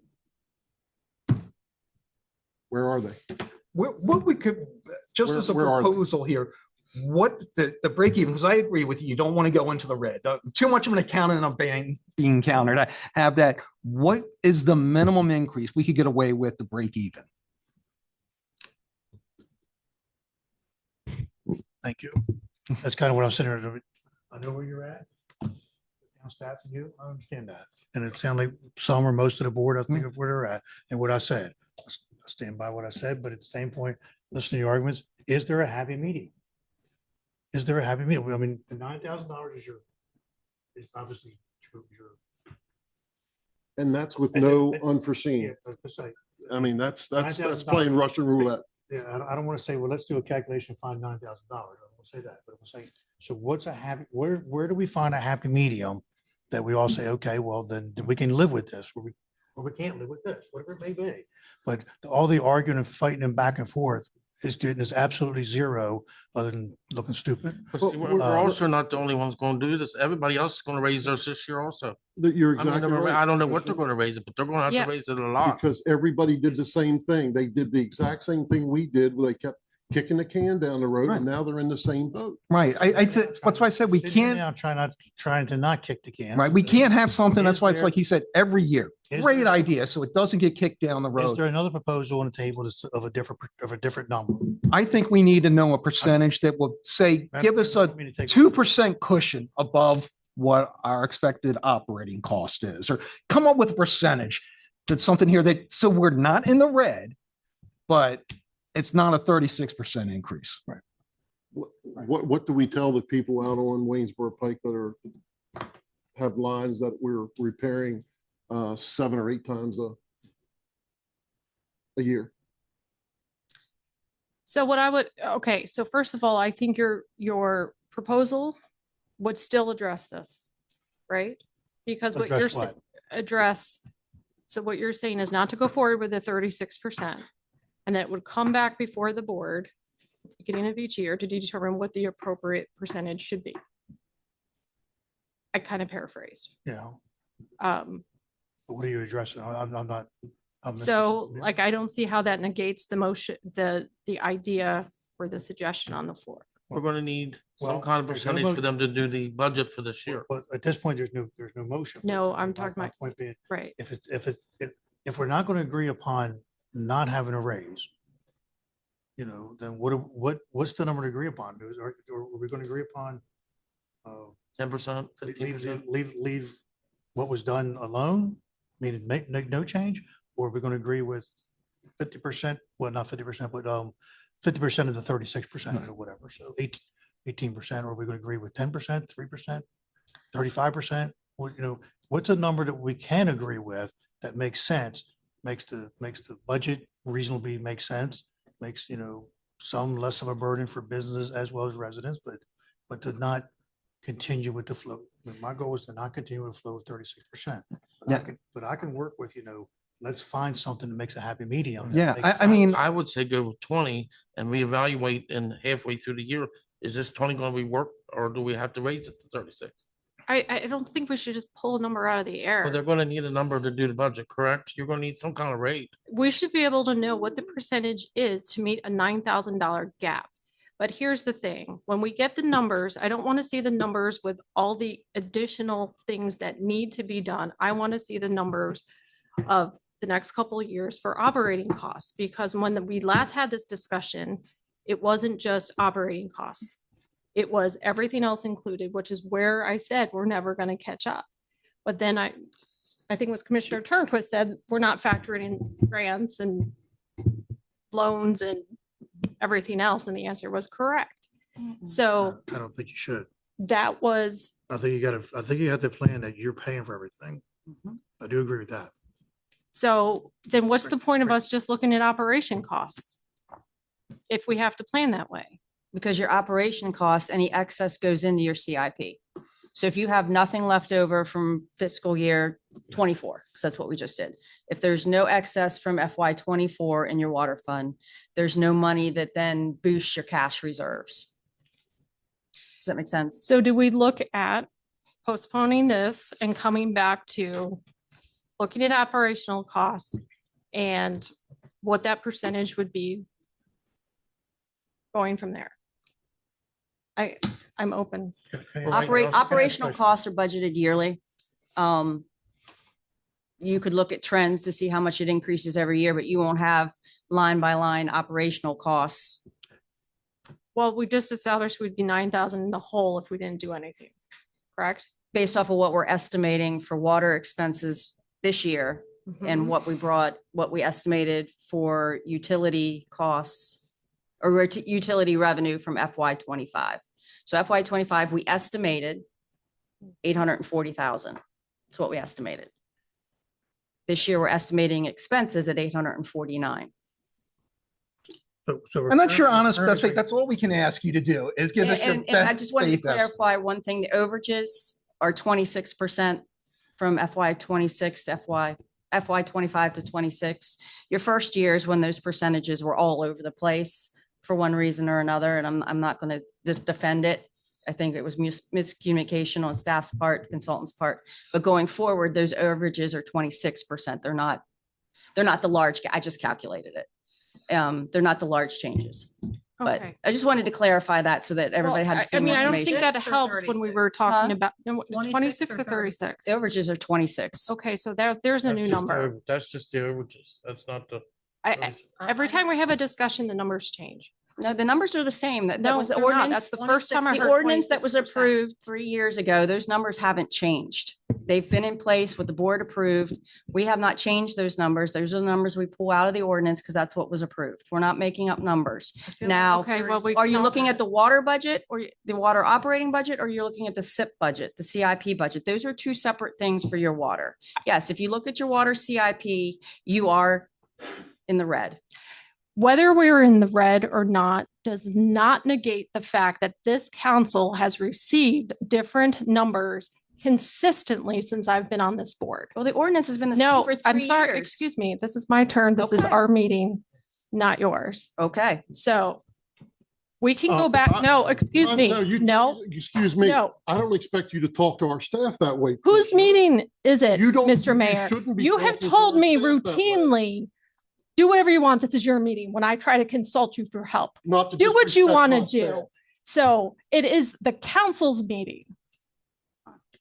And you're still not going to disrespect my staff. I am Thank not you. disrespecting. I'm reminding staff whose meeting this is, Mr. Mayor. As you said to me many times, this is your meeting, Madam President. So let's get some figures that actually make sense. I recommend that we look at a rate that breaks us even, or some kind of recommendation if we're not going to go forward What with a does it- 36%. You apparently have all the correct numbers. I would like to see a recommendation that's not 36%. What doesn't make any sense to me is something we just talked about before. You were adamant of having an emergency fund. We go to the next subject on the agenda and you go, we don't need an emergency fund for this. We're just going to hold our own. Now, you can't have it both ways. We have more of a chance of having a major water catastrophe than we do having 9 pickup trucks break down tomorrow. And you're not worried about having a fund to take care of that. Now, you can't just keep changing your ways of thinking as we change agenda items. I'm sorry, I'm having a back spasm. I can't even talk through it. Take a break.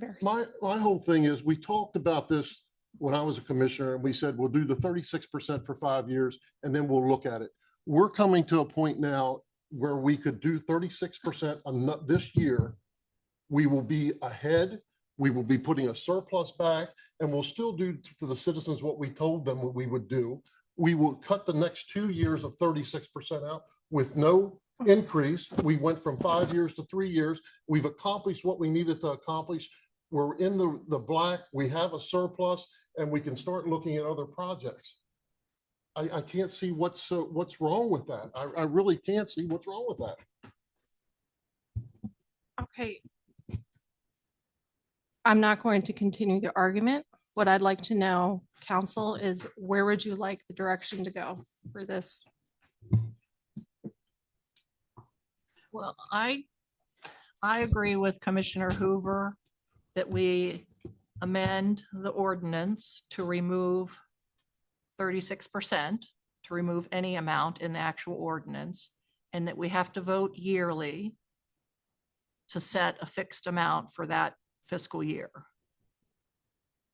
Because if we do nothing with the ordinance, 36% is going to go into effect.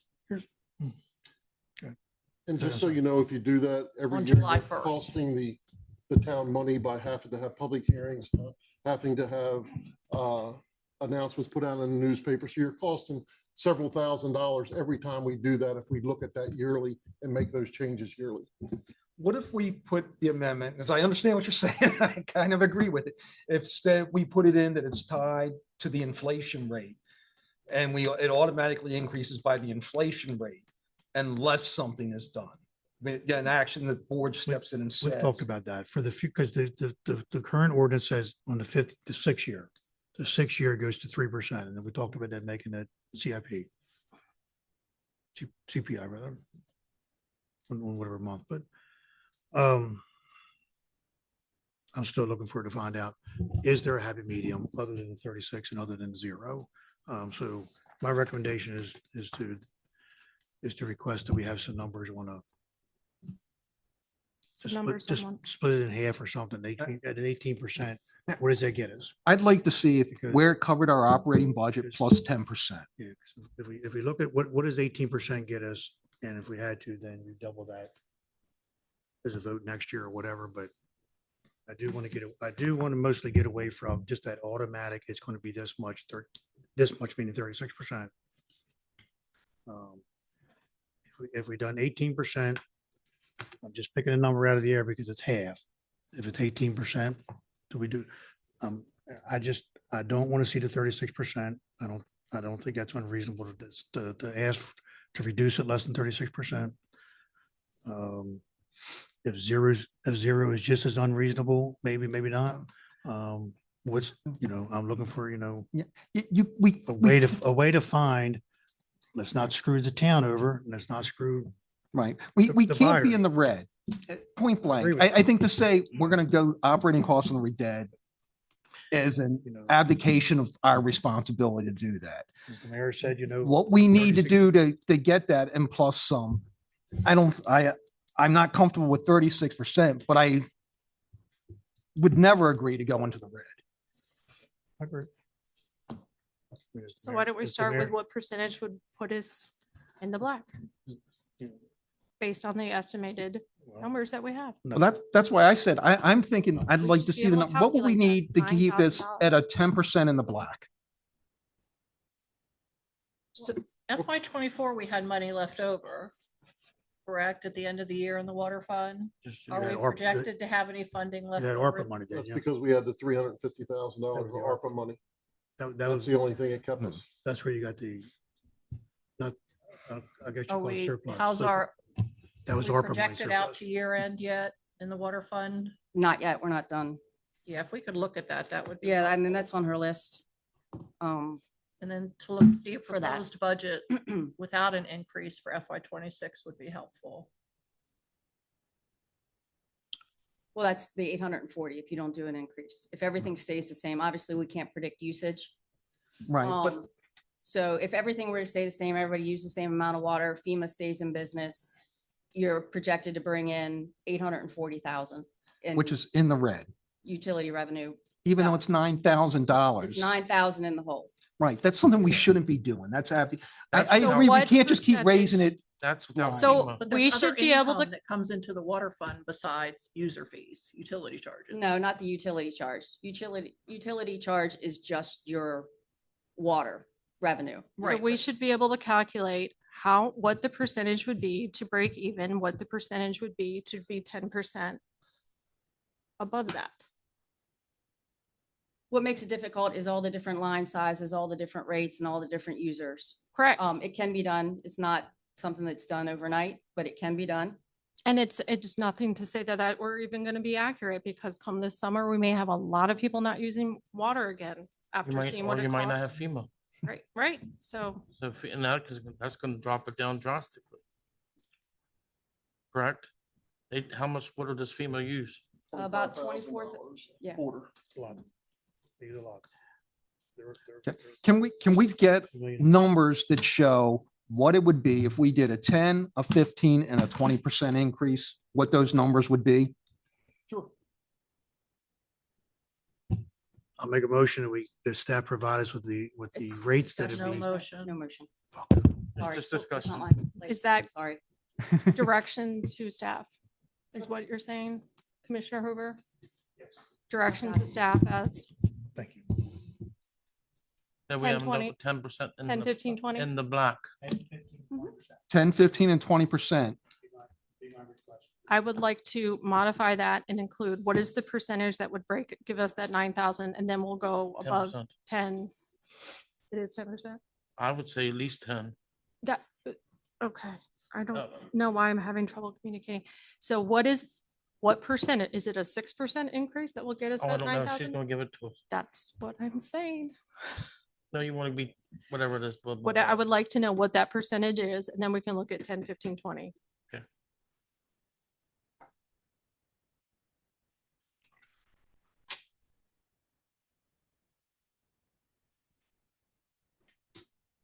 Any other comments? When would we like to have that information by? Next meeting? All right. When I present the initial budget. Say it again. Sure. That's when the next budget or next meeting is when you get your initial budget. We have 2 meetings in May, right? Yes. It's already on the calendar. Yep. All right. That's So the that- next quickest students meeting that we can. I don't May know. 5th and May 12th. May 5th and May 12th. May 12th will be the budget. So the next meeting is just the budget? No, I'm sorry? that's May 12th. The next May 12th is budget. Okay, thank you. 5th is the regular meeting. Okay, so we have direction on that. We are moving on, setting up the agenda for May 5th.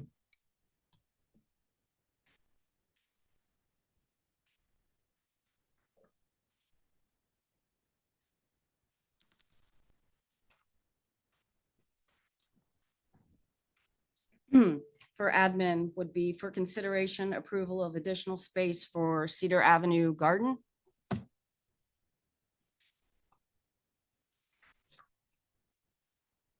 Would that be admin or in a agenda item? Is that something that we were planning on voting on? You can vote for admin. Okay, so no discussion. Their since it was space wasn't by condition- ordinance, was it? Their space was not done by ordinance, was it? No, I don't think so. No. Okay. Anything else for admin? No. Number one, initial presentation of FY 26 budget.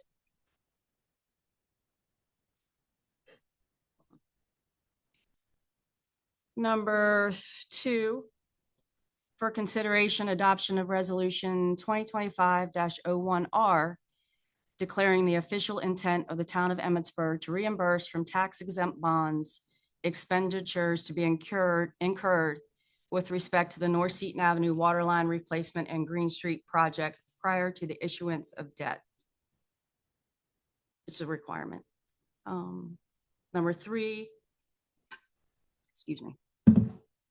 For discussion and consideration, approval of ordinance 25-08, amending Title 14, adequate public facilities. Lost count, 1, 2, 3, 4. For consideration, approval of policy 25-02, park pavilion reservation fees. Number 6, for consideration, approval of ordinance 25-06, amending Title 9, Public Peace, Morals, and Welfare to allow fortune telling in the town of Emmitsburg. And number 7, presentation on water rates.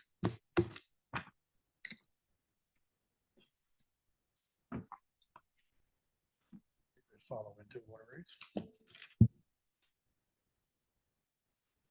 You said that Najila was working on adequate public facilities. Yep. And you Yes, said- that'll be number 3. Is that something that we can? What is the ETA on getting that? Is there possible to get any of these before the Thursday before the meeting? She's still working on that one. We'll try to get it to you as soon as she's done. I think she's putting the final touches on it. Okay, anything that you have that's ready ahead of time, I would love to take a look at it. So we have a little bit more time. And what is May 12th? The budget meeting. But It was So moved more from than the initial presentation. Is it? It's like, It's- the- yeah, it's your sole budget meeting that's all that's on the agenda, and it's where the board asks the questions, go through line items. Okay. And we can answer any questions you have about the budget. when are we bringing back town-owned properties?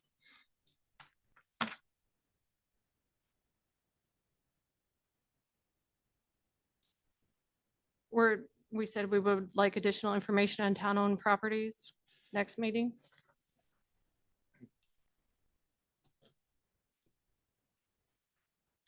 Okay.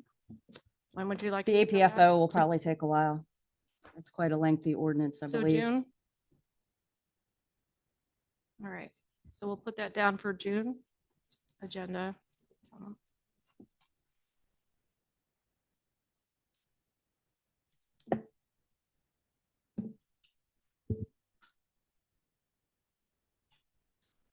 Anything else? Okay. Is there a motion to approve the May 5th agenda as presented? Is there a second? second. Thank you. Any further discussion? Hearing none, all in favor, please say aye. Aye. Aye. Did you say aye, Commissioner Hoover? Okay, motion passes 5-0. Is there a motion to adjourn the meeting? So moved. Thank you. Is there a second? Thank you. Any further discussion? All in favor, please say aye. Aye. Aye. Motion carries 5-0. Meeting is adjourned at 10:04 according to my phone